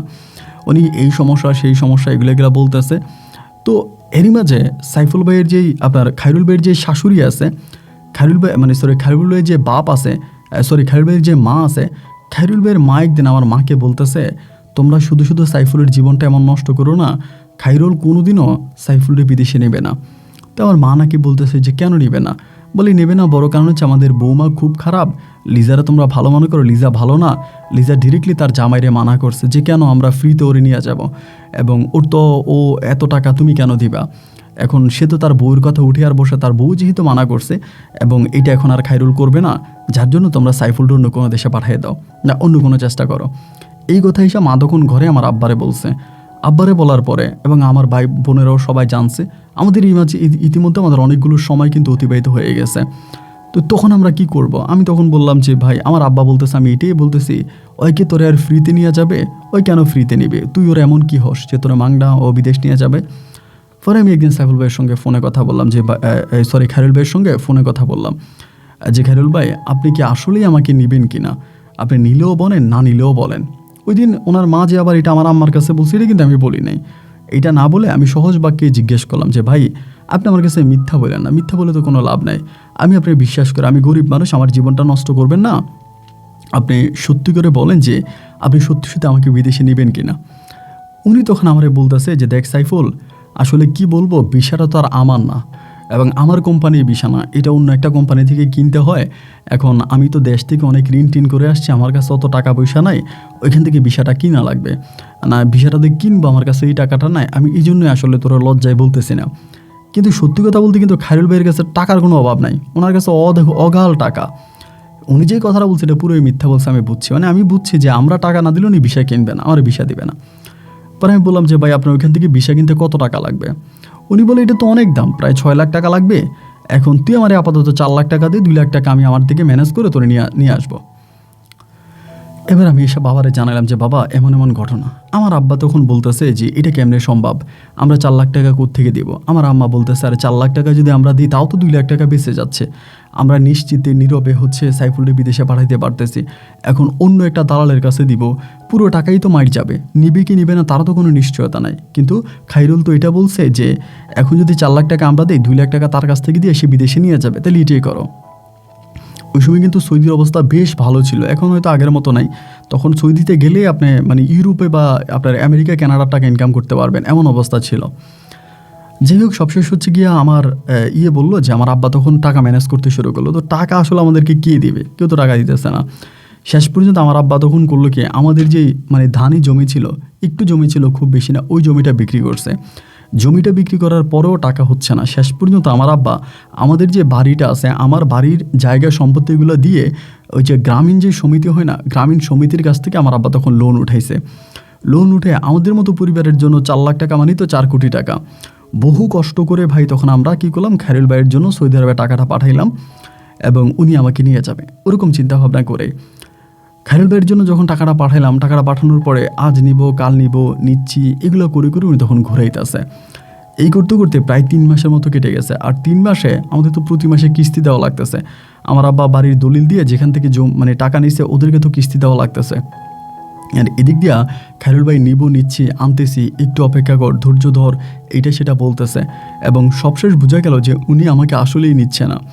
2টা কিস্তি যখন আমার আব্বা দিতে পারে নাই, কিস্তিওয়ালার আমাদের ঘরে এসে আমাদের বোনদের সঙ্গে খারাপ ব্যবহার করতে শুরু করছে এবং আমার আব্বারে বলতেছে বাড়ি ছেড়ে দেওয়ার জন্য। যেহেতু বাড়ির দলিল দিয়ে আমার আব্বা টাকা উঠাইছে, আব্বারে বলতেছে আপনি বাড়ি ছেড়ে দেন, বাড়ি আমাদের নামে দিয়ে দেন, আমরা বাড়ি দখলে যাব, আপনি বাড়ি ছেড়ে দেন। আর এই দিক দিয়ে আমরা বারবার খায়রুল ভাইরে বলতেছে ভাই আপনি যেমনি পারেন আমারে নিয়ে যান ভাই, অথবা আমাদের টাকাটা দিয়ে দেন, ভিসা না হলে না হবে, আমাদের টাকাটা দিয়ে দেন। এরকমভাবে তারে বলতেছে না ভাই, সে আমাদের কোনো কথাই শোনে না, খুবই দুর্ব্যবহার করে, খারাপ ব্যবহার করে, মানে সেও করে তার বউও করে। এরকম করে আমি খায়রুল ভাইরে ফোন দিই। একদিন হঠাৎ করে তার বউ আমাদের ঘরে আসছে। ইতিমধ্যে আমি আপনাকে আরেকটা কথা বলে রাখি, তার বউর চরিত্রও কিন্তু খুব বেশি একটা যে ভালো তা না, মানে লিজা ভাবির চরিত্রটাও খুব একটা ভালো না। এবার হইল কি, উনি একদিন আমাদের ঘরে আসছে, ঘরে এসে আমার মার সঙ্গে খুব খারাপ ব্যবহার করতেছে লিজা ভাবি। এই আপনাদের সাইফুল কেন বারবার আমার জামাইরে ফোন দেয়, আমার জামাইরে কেন ফোন করে। আমার আম্মা তখন বলতেছে তোমার জামাই টাকা নিছে, টাকা নিয়ে বলছে আমার ছেলের বিদেশে নিয়ে যাবে, এখন নিয়ে যাচ্ছে না কেন। তো উনি তখন ভাবি বলতেছে আমার আম্মাকে, বিদেশ কি 4 লাখ টাকা দিয়ে নিয়ে যাওয়া যায়, আপনার 4 লাখ টাকা দিছে কেন, বিশের দাম হচ্ছে 7 লাখ, আপনার 7 লাখ টাকা দেন, যদি 7 লাখ টাকা দেন এরপরে আমার জামাইরে ফোন দেন, নাহলে আমার জামাইরে ফোন দিবেন না, আর আমার জামাইরে নেক্সট টাইম ফোন দিলে কিন্তু সাইফুল আমি তোরে চড়াবো, তোরে মারবো, মানে এরকমভাবে আমার সঙ্গে কথা বললো। তখন ভাই এতটা রাগ এবং এতটা জিদ উঠছে যা বলার মতো না। এবং সবশেষ মিলিয়ে দেখতেছে খায়রুল ভাই কিন্তু আমাকে নিতে পারে, কিন্তু এই লিজা ভাবির কারণে নিচ্ছে না। মানে লিজা ভাবি বারবার বাধা দিতেছে এবং লিজা ভাবির কারণে খায়রুল ভাই আর সামনের দিকে যায় না বা আমাকে নিতেছে না। খায়রুল ভাই তখন আমাদের টাকাটাও ফিরিয়ে দেয় না। আম্মা বারবার বলতেছে যে ঠিক আছে সাইফুলের বিদেশ নেওয়ার দরকার নাই, আমাদের ভাগ্যে যা আছে তাই হবে, আমরা গরিব মানুষ, বিদেশ যাইতে পারলে যাবে, না পারলে নাই, তুমি বাবা টাকাটা ফিরিয়ে দাও, আমাকে টাকাটা আমাকে দিয়ে দাও। কিন্তু সাইফুল ভাই একটা টাকাও আমার আম্মাকে ফিরিয়ে দিতেছে না। টাকা তো ফিরিয়ে দিচ্ছে না, খায়রুল ভাই একটা টাকাও ফিরিয়ে দিচ্ছে না, টাকা তো দিচ্ছে না, আর আমাদের সঙ্গে দুর্ব্যবহার, খারাপ ব্যবহার করতেছে। মানে উনিও করে, ওনার বউও করে। আর খায়রুল ভাই যদিও একটু কম করে, কিন্তু তার বউ বেশি করে। তো এমন করতে করতে তখন তার বউ লিজা ভাবির উপর আমার তখন খুব রাগ উঠে গেছে। রাগ উঠে গেছে এবং রাগ উঠে যাওয়ার পর আমি তখন গ্রামের 10 জনকে জানাইছি। গ্রামের মেল দরবার করলাম, গ্রামের 10 জনকে জানাইলাম, সবাইকে জানাইলাম এবং যে সর্দার মাতবর মোটামুটি যারা আছে সবাইকে জানাইছি। এরা সবাই জানছে, এরা খায়রুল ভাইরে ফোন দিছে। ফোন দিয়া বলতেছে যে সাইফুল গরিব মানুষ এবং তার বাবা ঋণ ফিন করে ব্যাংকে থেকে লোন টোন নিয়ে তোদের টাকাটা দিচ্ছে, টাকাটা দিয়ে দে। খায়রুল ভাই বলে টাকা দিব সময় দেন বা দিচ্ছি, এগুলো করতেছে কিন্তু দিচ্ছে না। ইতিমধ্যেই খবর পাইলাম যে উনি দেশে আসবে, মানে তার দেশে আসার একটা ডেট আছে, উনি দেশে আসবে, যে কোনো সময় দেশে আসবে। এবং আমরা এটাও খবর পাইছি উনি দেশে এসে উনি বাড়িতে আসবে না। উনি দেশে এসে বাড়িতে আসবে না, উনি বাড়িতে না আইসা উনি তার বউয়ের নিয়ে সিলেট শহর, মানে আপনার কি বলে বরিশাল শহরে কয়েকদিন থাকবে এবং বরিশাল শহরে কয়েকদিন থেকে উনি বরিশাল থেকে ওইখান থেকে আবারও উনি চলে যাবে, উনি বাড়িতে আসবে না। তার বাড়িতে আসলে আমাদের টাকা দেওয়া লাগবে এই কারণে। তা আমি তখনও বুঝতেছি না যে এই টাকাটা খায়রুল ভাইয়ের জন্য কিন্তু বেশ বড় কোনো অ্যামাউন্ট না, উনি দিয়ে দিতে পারে, ইচ্ছে করে আমাদের টাকাটা দিচ্ছে না। কেন দিচ্ছে না, কি আমাদের অপরাধ ভাই, সেটাও না বুঝতে পারতেছিলাম না। মানে কেন আমি, অনেকেই বলে আমরা তার বউর সঙ্গে খারাপ ব্যবহার করছি এই জন্য সে দিবে না, মানে তার বউর সঙ্গে আমিও মোটামুটি একটু টুকিটাকি খারাপ ব্যবহার করছি, হয়তো এই জন্য উনি আমাদের টাকাটা ফিরাই দেবে না, এটা অনেকে বলা বলি করতেছে। তা আমি তখন ভাই চিন্তা করলাম যে খুন একটা করলেও আমি খুনি, 10টা করলেও আমি খুনি, একটা খুন করলে আমার ফাঁসি হবে, 10টা খুন করলে আমার ফাঁসি হবে। আমি তখন আর জীবন মৃত্যু নিয়ে আর কোনো চিন্তা করলাম না, যে বাঁচলে বাঁচছি, মরলে মরছি, আমার এই জীবন মরণ নিয়ে আর কোনো চিন্তা নাই। আমি এবার সামনের দিকে দ্রুত গতিতে অগ্রসর হব। এরই মাঝে আপনার খায়রুল ভাই যখন দেশে আসছিল, দেশে আসার সময় উনি আমার একটা সিম দিয়ে, মানে আমার নামে একটা রেজিস্ট্রেশন একটা সিম নাম্বার, উনি আমার সিম দিয়া ইমো খুলছিল। আমার সিম দিয়া উনি ইমো খুলছে এবং খোলার পরে আমি তখন চিন্তা করছি যে আমি একটা অন্য রকমের গেমস খেলবো। আমাদের বাড়ির পাশেই একটা রাজবাড়ি আছে, অনেক বড় একটা রাজবাড়ি। আমি চিন্তা ভাবনা করলাম কি যে ওই রাজবাড়ির মধ্যে লিজা ভাবিরে নিয়ে আটকায় রাখবো এবং লিজা ভাবি যেহেতু আমার এত ক্ষতি করছে, আমি লিজা ভাবিরে ছাড়বো না, রাজবাড়িতে যাব, রাজবাড়িতে গিয়ে লিজা ভাবিরা আটকাবো এবং আমি তার সর্বোচ্চ কেড়ে নিব। লিজা ভাবিরা আটকায়া আমি তখন খায়রুল ভাইয়ের কাছ থেকে টাকা আদায় করব, কারণ খায়রুল ভাই তো হচ্ছে এরকম একটা মানুষ, সে হচ্ছে আমার যদি তার বউরে আটকায় ফেলি তাহলে সে টাকা দিয়ে দিবে। এই সিদ্ধান্ত আমি তখন আমাদের গ্রামের আরও 2টা ছেলের সঙ্গে যোগাযোগ করলাম, যারা মোটামুটি আমার সঙ্গে চলাফেরা করে, আমার সঙ্গে উঠা বসা আছে। ওদের দুজনের সঙ্গে তখন আলাপ আলোচনা করলাম যে এটা ঘটাবো, এটা করবো, তোরা কি বলিস। ওরাও তখন সাপোর্ট দিল যে ঠিক আছে তুই এটা কর। রাজবাড়ি যেহেতু মানে ওখানে পুরনো বাড়ি আছে, ওইখানে কোনো মানুষজন চায় না, আমাদের পরিকল্পনা হচ্ছে ওই রাজবাড়িতে ভাবিরে যেমনে পানি নিয়ে যাবো লিজা ভাবিরে, ওইখানে নিয়ে আমি তখন লিজা ভাবিরে আটকাবো। কিন্তু তারে ভাই লিজা ভাবি ঘর থেকে বেরোয় না, 24 ঘন্টা ঘরের মধ্যে বসে থাকে, তার জামাইয়ের সঙ্গে ফোনে কথা বলে এবং কোনোভাবেই ঘর থেকে বেরোয় না, মানে ঘরের মধ্যেই সারাক্ষণ থাকে। না, মানুষ যদি সারাক্ষণ ঘরে থাকে তারা বাইর করবো কেমনে, এবং সে তার সারাক্ষণ তার শ্বশুর শাশুড়ির সঙ্গে থাকে, কোথাও যায় না। তার কিছু ভাইটে আছে, তারা আসে এবং ভাবিরে বাজার সাজার করে দেয় বা যেটা লাগে তাদের সঙ্গে যায়, তাদের সঙ্গে আসে। এইভাবে বেশ কয়েকদিন আমি চেষ্টা করলাম, কিন্তু কোনোভাবেই তারে আমি ধরতে পারতেছি না বা তারে পাই না। হঠাৎ করে মাথায় একটা অন্যরকম আইডিয়া আসছে, ওই যে আপনাকে একটু আগে বললাম যে খায়রুল ভাই যখন দেশে আসছিল তখন আমার একটা সিম কার্ড দিয়ে উনি তখন ইমো খুলছে, ওই ইমোটা দিয়ে কিন্তু সে তার বউর সঙ্গে কথা বলে। এবার আমি করলাম কি, আমার ওই সিম কার্ডটা ওপেন করলাম। আমার সিম কার্ডটা ওপেন করে প্রথমে আমি খায়রুল ভাইয়ের যে ইমোটা আছে ইমোটা হ্যাক করলাম। ইমোটা হ্যাক করলাম বলতে আমি ইমোটা 2টা ফোনে চালাইলাম, ওনার জায়গায় তো আছে, আমি আমার ফোনে তখন ইমোটা অন করলাম। ইমোটা অন করার পরে আমার ফোনে ইমোটা অন করছি এবং ইমোটা অন করে দেখলাম যে ভাবির সঙ্গে ভাই মানে দেশে আসবে বলতেছে, আমি তোমার সারপ্রাইজ দিব, মানে তাদের যে মেসেজগুলো হইতেছে ওই মেসেজগুলো আমি তখন আমার মোবাইলে দেখতেছিলাম যে আমি দেশে আসবো, তোমার সারপ্রাইজ দেবো, হঠাৎ করে তুমি একদিন দেখবা আমি বাড়িতে চলে আসছি, তুমি দরজা খুলে আমার দেখবা, মানে এই কথাবার্তাগুলো ভাবির সাথে আর খায়রুল ভাইয়ের সাথে মেসেজগুলো আমি তখন দেখলাম। দেখার পরে আমি তখন করলাম কি, একটা হঠাৎ আইডিয়া মাথায় আসলাম। আইডিয়া এটা, মানে এই আইডিয়া যে এইভাবে কাজে লাগবে সেটা আমি বুঝতে পারি নাই। আমি আমার 2 বন্ধুকে জানাইলাম যে আমি এরকম ভাবিরে নিয়ে আসবো, রাতের বেলায় আমরা যেভাবেই পারি ভাবিরে এখান থেকে আমরা ওই রাজবাড়িতে নিয়ে আটকায় রাখবো, এরপরে আমরা খায়রুল ভাইয়ের কাছ থেকে টাকা উদ্ধার করবো। ওরাও বললো ঠিক আছে। তো একদিন আমি করলাম কি, ভাবির ঘরের পিছনে গেছি। ঘরের পিছনে গিয়া তখন তো মনে করেন অনেক রাত, আর সৌদি আরবে হচ্ছে আপনার খায়রুল ভাই তখন ঘুমাইয়ে গেছে। এই সময়ের ভিতরে যেহেতু খায়রুল ভাইয়ের ইমোটা আমার কাছে ছিল, হ্যাক করে ফেলেছি, আমি তখন ভাবিরে মেসেজ দিলাম, এই কি করো, এমন মেসেজ দিছি। ভাবি তখন উত্তর দিতেছে, হ্যাঁ আমি তো আছি, ঘুমাই নেই। পরে বলে তোমার জন্য একটা, আমি বললাম যে তোমার জন্য একটা সারপ্রাইজ আছে, এই মেসেজগুলো আমি লিখতেছি। ভাবি তখন আমাকে উত্তর দিল, কি সারপ্রাইজ?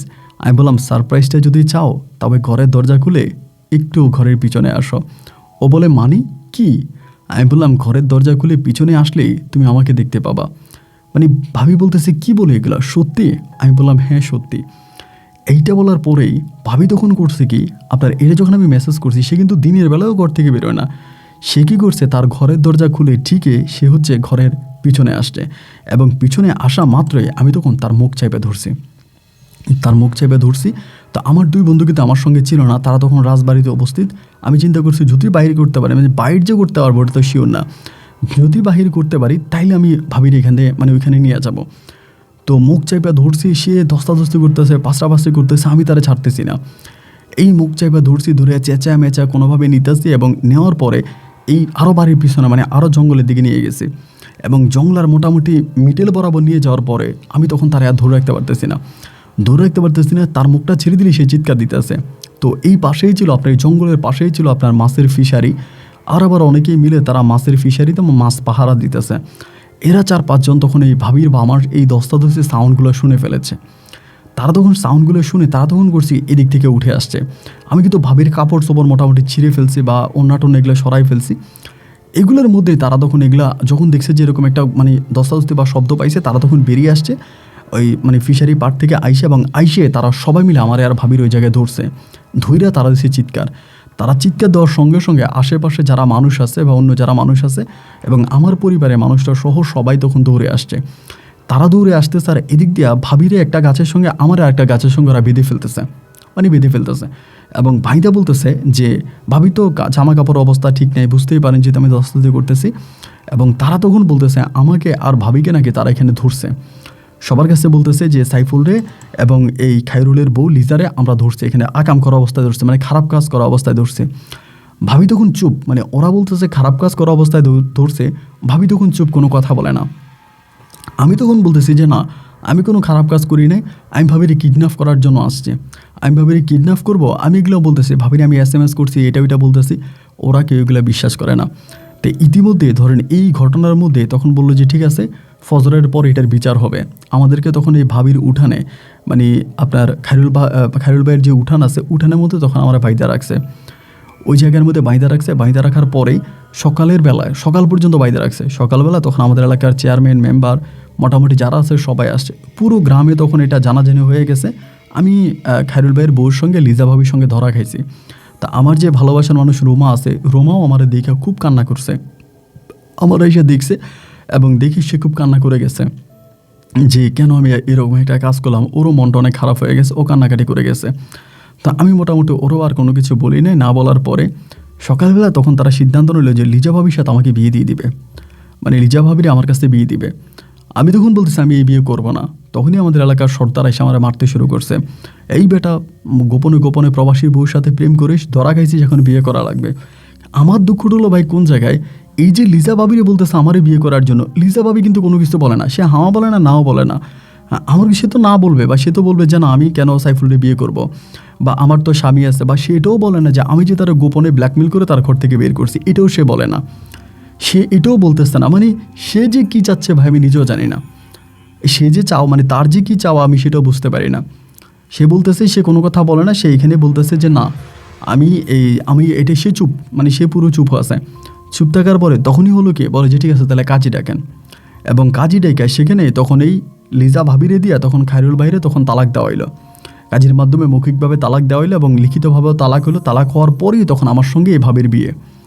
আমি তো কোনোভাবেই ভাবিরে বিয়ে করব না, এবং তারা সন্ধ্যার দিকে শেষ পর্যন্ত ভাবির সঙ্গে আমাকে বিয়ে পড়াই দিলা। রাতের বেলায় আমার ঘরে তখন ভাবির বাসর ঘর, আমাদের তেমনি ভাঙা ঘর, আমাদের নিজেদের থাকতে দায় হয়ে যাচ্ছে, এইরকম ঘরের ভিতরে তখন এই ভাবির সঙ্গে আমার বাসর ঘরে যাওয়ার পর আমি ভাবিরে বললাম যে ভাবি এটা কি হইল। ভাবি আমারে বলে কি হইল। আমি বললাম যে উনি আমারে বলে আমার জামাই আমারে মেসেজ করছে, তুই কেমনে আসলি। আমি বললাম আপনার জামাই আপনারা মেসেজ করে নেয়, আপনার জামাই মূলত আমার সিম দিয়ে ইমো খুলছিল, আমি সেই ইমোটা হ্যাক করে আমি আপনাকে মেসেজ করছি, আমি আপনার বাড়ির পিছনে ডাকবো, ডাইকা আমি আপনার ধরিয়া নিয়ে গিয়া আমি আপনারা আটকাইয়া খায়রুল ভাইয়ের কাছ থেকে আমার পাওনা টাকা উদ্ধার করব। আমি এই জন্য আপনারা আটকাইছিলাম। কিন্তু আপনার এই সবাই যখন আমার সঙ্গে বিয়ে দিয়ে দিচ্ছে বা আপনারা বলতেছে আমার কাছে বিয়ে দিবে, আমরা খারাপ কাজে ধরা খাইছি, আমি বারবার চিল্লে বলতেছি যে আমি এগুলো কিছু করি নাই, বা আমি আমার বারবার সত্যিটা বলার চেষ্টা করতেছি। কিন্তু ভাবি আপনি কেন চুপ করেছিলেন। ভাবি তখন বলতেছে সবাই যখন বলতেছিল তোর সঙ্গে আমার বিয়ে হবে, তখন আমি এটাতে রাজি হয়ে গেছি, এই জন্য আমি চুপ হয়ে গেছি। আমি বললাম ভাবি এটা আপনি কি বলেন, আমার সঙ্গে আপনার বিয়ে হবে, আপনি যেটা চুপ মানে আপনি রাজি হলেন কেন? উনি বলে, আসলেই মূলত আমার মন থেকে তোর ভাই খাইরুলটা ভাল লাগতো না। তার টাকা আছে, পয়সা আছে, সবই আছে, কিন্তু তার কোনো পুরুষত্ব নাই, সে পুরুষ না, সে একটা হিজলা। আমি তার সঙ্গে খুব দুঃখে সংসার করতেছিলাম। আমি মনে মনে চিন্তা করতেছিলাম যে আমি তারে ছেড়ে দিব। আমি এই ছেড়ে দেওয়ার পরিকল্পনায় ছিলাম, সে যদি আবার দেশে আসতো আমি তার কাছ থেকে টাকা টুকা নিয়ে আমি তারে ছেড়ে দিতাম। আমি বললাম, ভাবি আপনি কি বলেন? আমি তো আপনাদের মেসেজগুলো দেখলাম ফোনে, আপনি যখন ভাইকে মেসেজ করেন, ভাই আপনাকে মেসেজ করে, আপনাদের মাঝে কঠিন প্রেম, কঠিন ভালোবাসা। ভাবি বলে, আমি শুধু এগুলো মুখ দেখানো ভালো তারে বাসতাম, কারণ আমি কোনোদিনও তার কাছ থেকে আমার স্বামীর মর্যাদাটুকুন পাই নাই। সে কখনো আমাকে স্বামীর মর্যাদা দেয় নাই, স্ত্রীর মর্যাদা আমাকে দেয় নাই, মানে ওইটুকুন তার কাছ থেকে পাই নাই। স্বামী স্ত্রীর যে সম্পর্কের মাঝে যে একটা সুখ আছে, ওই সুখটা আমি তার কাছ থেকে পাই নাই। আমি শুধুমাত্র তার বউ হয়ে আসি, আর সে একটা হিজড়া। তার টাকা আছে, আমি টাকা দিয়ে কি করব? আমি তখন বুঝলাম, তার মানে আপনি ইচ্ছে করে আমার কাছে বিয়ে বসছেন? বলে, হ্যাঁ, ইচ্ছে করেই বসছি। আমি বললাম, ভাবি আপনি তো জানো আমার কিচ্ছু নাই, আমার ঘর নাই, বাড়ি নাই, টাকা নাই, পয়সা নাই, ঘরে 3টা যুবতী বোন আছে, ওদের অবস্থাও খারাপ, কিন্তু আপনি জেনে শুনে এই কাজটা কেন করলেন? উনি বলে, আমি তোর জীবন পাল্টাই দিব, আমি তোর জীবন পাল্টাই দিব, এগুলা বলতেছে। তো আমি তখন চিন্তা করলাম, সে আমার জীবন পাল্টাই দিবে। আমি আর কিছুই করলাম না ভাই। তার সঙ্গে আমার তখন বাসর হলো, বাসরাত কেটে গেল। এবং পরের দিনে আমি বাড়ি থেকে বের হইলাম, এমন সময় আমার ভাই তখন রুমা কল দিছে। কল দিয়ে রুমা আমার ডাকতেছে যে তাদের বাড়ির ওইদিকে যাওয়ার জন্য। আমার ওই পুরনো গার্লফ্রেন্ড, তাদের বাড়ির ওখানে গেছি ভাই। ও তখন আমার সামনে একটা ব্লেড দিয়া থাপ করে তার হাতটা কেটে ফেললো। হাতটা কেটে সে রক্ত বাড়িতেছে। আমি বললাম যে, রুমা এগুলো কী করতেছ? ও বলতেছে, আমি তোমার সঙ্গে আজকে এত বছরের সম্পর্ক, আমি তোমাকে এত ভালোবাসি, আমাদের এত প্রেম, এত ভালোবাসা, তুমি আমারে বাদ দিয়ে কেমনি ওই বুইরা বেটির বিয়ে করলা? আমি বললাম, দেখো রুমা, আমি বুইরা বেটিটার ইচ্ছে করে বিয়ে করি নাই, আমি সত্যি বলতেছি, আমি তার ইচ্ছে করে বিয়ে করি নাই। আমি না পারতে তারে বিয়ে করছি, আমি সহ্য করতে পারি নাই। আসলে আমি ওরকম ধরা খেয়ে গেছি। আমার পুরো প্ল্যানিংটা আমি রুমাকে বললাম। ও আমাকে বলে, তাহলে চল আমরা পালায়া যাই। ও, তুমি ওই বুড়িকে ছেড়ে দিয়ে চল আমরা পালায়া যাই। আমি বললাম, রুমা তুমি এগুলো কী বলতেছো? আমি কেমনে পালায়া যাব? আমি কিভাবে যাব? ও আমারে বলতেছে, তুমি আমার সঙ্গে চলো, আমি তোমার না পাইলে মরে যাব, আমাদের এত প্রেম, এত ভালোবাসা, তুমি এই বুড়িটা ছেড়ে দাও। যাই হোক, রুমারে বুঝায় শোনায় কোনো রকম আমি ভাই বাড়িতে আসছি। এবার বাড়িতে আসার পরে দেখতেছি আমার সঙ্গে কিন্তু লিজা ভালোই আছে, এবং লিজার স্বামী যে খাইরুল কিন্তু পুরো চুপ হয়ে গেছে। এই ঘটনার পরে খাইরুল আর কোনো কথাই বলে নাই, সে আর কারোর সঙ্গে কোনো কথাই বলে নাই। এবং লিজা আমার সঙ্গে বেশ ভালো আছে, কিন্তু এদিক দিয়ে রুমা ঝামেলা করতেছে। রুমা কান্নাকাটি করতেছে, চেঁচামেচি করতেছে, চিল্লাচিল্লি করতেছে যে না, এটা হতে পারে না, আমি তোমারে ভালোবাসি। এবং এরকম করতে করতে একদিন রাতের বেলায়, রাত তখন প্রায় 2টার মতো বাজে, এই রুমা তখন আমারে ফোন দিছে। তখন লিজা ঘুমায় গেছে। ফোন দেওয়ার পর মোবাইল সবসময় ভাইব্রেশন দিয়ে রাখতাম। আমি তখন কলটা রিসিভ করছি। রিসিভ করার পরে ও বলতেছে, আমি তোমাদের বাড়ির পিছনে আছি, একটু বাইরে আসো। তাই আমি বললাম, এত রাতের বেলায় তুমি আমাদের বাড়ির পিছনে কেন? ও বলে, তোমারে বলতেছি তুমি আসো। তো আমি তখন তাড়াতাড়ি ঘর থেকে বেরিয়ে বাড়ির পিছনে গেলাম। যাই দেখলাম যে ওখানে দাঁড়ায় আছে, এবং ওর হাতে একটা বিষের বোতল। ও বলতেছে, এটা বিষ, আমি এটা খেয়ে এখন আত্মহত্যা করব। আমি বললাম যে, রুমা এগুলো কী বলতেছো তুমি আত্মহত্যা কেন করবা? ও বলতেছে যে, আমি যেখানে তোমাকেই পাবো না সেখানে আমি বেঁচে থেকে লাভ কি? আমি যে তোমাকে পাবো না, আমার বাঁচার কোনো ইচ্ছা না, আমি নিজের জীবন নিজে দিয়ে দিব। আমি বারবার বলতেছি, রুমা প্লিজ একটু মাথা ঠান্ডা করে, এভাবে পাগলামি করো না। ও বলতেছে না, আমি আত্মহত্যা করব। আমি কোনোভাবে ওরা মানাইতে পারি না। ও বলে, তুমি যদি আমাকে বাঁচাইতে চাও তাহলে এক কাপড় আমার সঙ্গে চলো। আমি বললাম, রুমা আমার পকেটে একটা টাকাও নাই, আমি তোমার নিয়ে কই যাবো? বলে, আমার কাছে টাকা আছে, আমার কাছে গয়নাগাটি আছে, আমি ঘর থেকে গয়নাগাটি আনছি, টাকা আনছি। আমি বললাম, তোমাদের ঘরে নুন আনতে পান্তা পোড়ায়, ইঁদুর পরে হচট খেয়ে তোমাদের ঘরে পা ভাঙে, তা তোমাদের ঘরে এত টাকা কোত্থেকে আসছে? ও বলে, আনছে, আমি যেই থেকে পারি আনছি, আমার কাছে আছে, তুমি চলো। আমি বললাম, দেখো আমি লিজাকে বিয়ে করে ফেলছি, এখন তুমি তোমার মতো করে একটা বিয়ে বসো, তোমার মতো করে আলাদা থাকো, এই সব কিছু তুমি বাদ দাও। ও বলে যে না, আমি কিছুই বাদ দিতে পারবো না, আমি কিছুই বাদ দিতে পারবো না, আমি নিজের জীবন নিজে দিয়ে দিব। হয় তুমি এখন আমার সঙ্গে যাবা, আর না হলে তুমি আমার মরামুখ দেখবা। ভাই তখন আমি কী বিপদে পড়ছি ভাই বুঝতে পারি না। একে তো লিজা আমার ঘরে ঘুমিয়ে আছে, আর এদিক দিয়ে তখন এই রুমা এরকম করতেছে। আমি তখন মানসিকভাবে পুরো পাগল হয়ে যাওয়ার মতো উপক্রম। আমি তখন বললাম, কি তাহলে কি সত্যিই তুমি যাবো না? বলেন, আমি যাবো না, আমি এখানে নিজের জীবন দিয়ে দেবো, আমি আমার জীবন দিয়ে আমার ভালোবাসা প্রমাণ করবো। শেষ পর্যন্ত আমিও চিন্তা করছি, লিজা তো আমাকে বেইমানি করে বিয়ে করছে, আর লিজা আমার বয়সের অনেক বড়। আমি এটাই করি, যেহেতু রুমার কাছে টাকা টুকা আছে, বা আমি ভবিষ্যতে যেটা করে করবো, আমি রুমার সঙ্গে চলে যাব। এবং রুমাও তো যদি আমি না করি, রুমা আজকে রাতেই হয়তো মারা যাবে। রুমা যদি মারা যায়, তাতে আমি নিজেকে কখনো ক্ষমা করতে পারবো না। আমি তখন সম্পূর্ণ এক কাপড়ে এই রুমার সঙ্গে পালাইয়া গেলাম। মোবাইল ফোন টোন বন্ধ করে রুমার সঙ্গে তখন পালাইছি। আমি পালাইয়া তখন বরিশালে রুমার এক দুঃসম্পর্কের খালার বাড়িতে তখন চলে গেছে। আমার মোবাইলে বন্ধ, রুমার মোবাইলে বন্ধ। সেখানে গিয়েও তখন তার খালারে বলে যে আমার বিয়ে করছে এটা সেটা। তার খালা তখন আর কোনো ঝামেলা করে না, আমার ঘরের ভিতরে উঠাইছে বা আমার ঘরে জায়গা দিছে। এবার আমার ঘরে জায়গা দেওয়ার পরে আমি তখন তার খালার সঙ্গে আছি, এভাবে 4 দিন কেটে গেছে। 4 দিন পরে আমি তখন বাড়িতে ফোন দিছি। বাড়িতে ফোন দেওয়ার পরে আমার মা তখন খুব কান্নাকাটি করতেছে। মানে এরই মাঝে কিন্তু লিজা ভাবি চলে গেছে আমাদের বাড়ি থেকে, যেহেতু আমি পালাই গেছি। ভাবি তখন তার বাপের বাড়িতে চলে গেছে। আমার আম্মা আমারে ফোন দিয়া বলে তুই কই আছিস আমারে বল। আমি মায়ের কোনো কিছু বলি না। মা আমারে বলে যদি ভালো চাস, যদি আমাদের ভালো চাস তুই পরিবারে ফিরে আয়, তুই পরিবারে ফিরে আয়। তুই কারে ফালাইয়া গেলি? এই লিজারে ফালাই গেলি। এই লিজা তোর 3 বোনের বিয়ের দায়িত্ব নিছে, তোর 3টা বোনের বিয়ে দিত, তোরে বিদেশে পাঠাইতো, আমাদের পুরো জীবনটা পাল্টায় যেত, আমাদের জীবনে আর কোনো অভাব থাকতো না, কোনো অনটন থাকতো না, আমরা অনেকটা সুখী হইতাম। তুই লিজারে চাইরা কেন তুই রুমার সাথে পালাইলি? রুমার কি আছে? রুমার বাপেরও তো কিছু নাই। আর রুমা যে বলছিল সে তার গয়নাগাটি নিয়ে বেরোইছে, টাকাটুকু নিয়ে বেরোইছে, একদম মিথ্যা কথা। রুমার কাছে দিল 65 টাকা, ওর একটা হাতের মধ্যে 65 টাকার মতো ছিল, আর ওর কাছে কোনো টাকাই নাই, গয়নাগাটি তো দূরের কথা।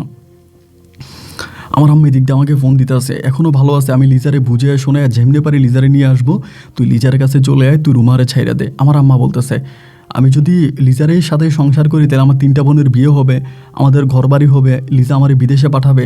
আম্মা আমার এরকম করে বলতেছে যে আমি শুনেছিলাম লিজারে যে জিনে ধরছিল, তুই শ্মশান ঘাটে গিয়েছিলি, শ্মশান ঘাটে ওই বৃদ্ধ মহিলার মাথার ঘুলি আনার জন্য, মাথার কঙ্কাল আনার জন্য।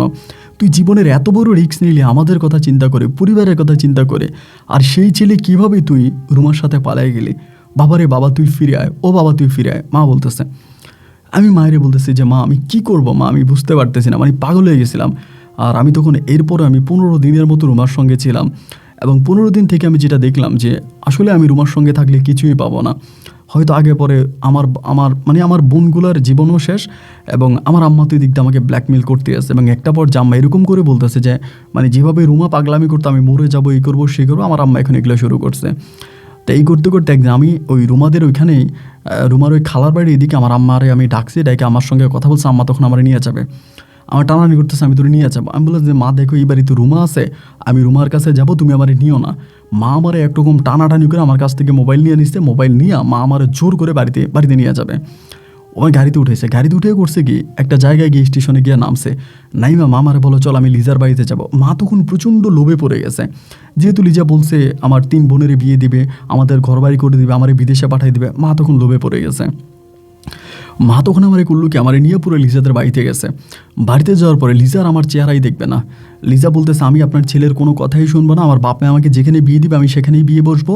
আপনার ছেলে আমার স্বামীর কাছ থেকে আমাকে কেড়িয়ে আনছে, আমার স্বামীকে আমার জীবন থেকে সরাই দিছে, এবং আপনার ছেলে আমাকে বিয়ে করে আরেক রুমা নামের মেয়ের নিয়ে পালাইছে, আমি এই ছেলের সঙ্গে সংসার করবো না। আমার আম্মা তখন বলতেছে যে মারে তুই যা বলিস, তুই যেটা বলিস আমি তোর সব কথা শুনবো, আমি তোর কোনো কথা ফেলবো না, তুই যেটা বলিস, তুই যা বলিস, তুই যেটা বলিস আমি তোর সব কথা শুনবো। আমার মা তখন বলতেছে যে আচ্ছা ঠিক আছে। লিজা তখন বলছে ঠিক আছে আমি যেই শর্ত দেবো এই শর্ত আপনার ছেলে মানবে, যদি আপনার ছেলে এই শর্ত মানে তাইলে আমি ওর সঙ্গে সংসার করব। লিজা বলে ঠিক আছে, আমার আম্মা বলে ঠিক আছে আমি তোর শর্ত মানবো, মা তুই বল কী শর্ত।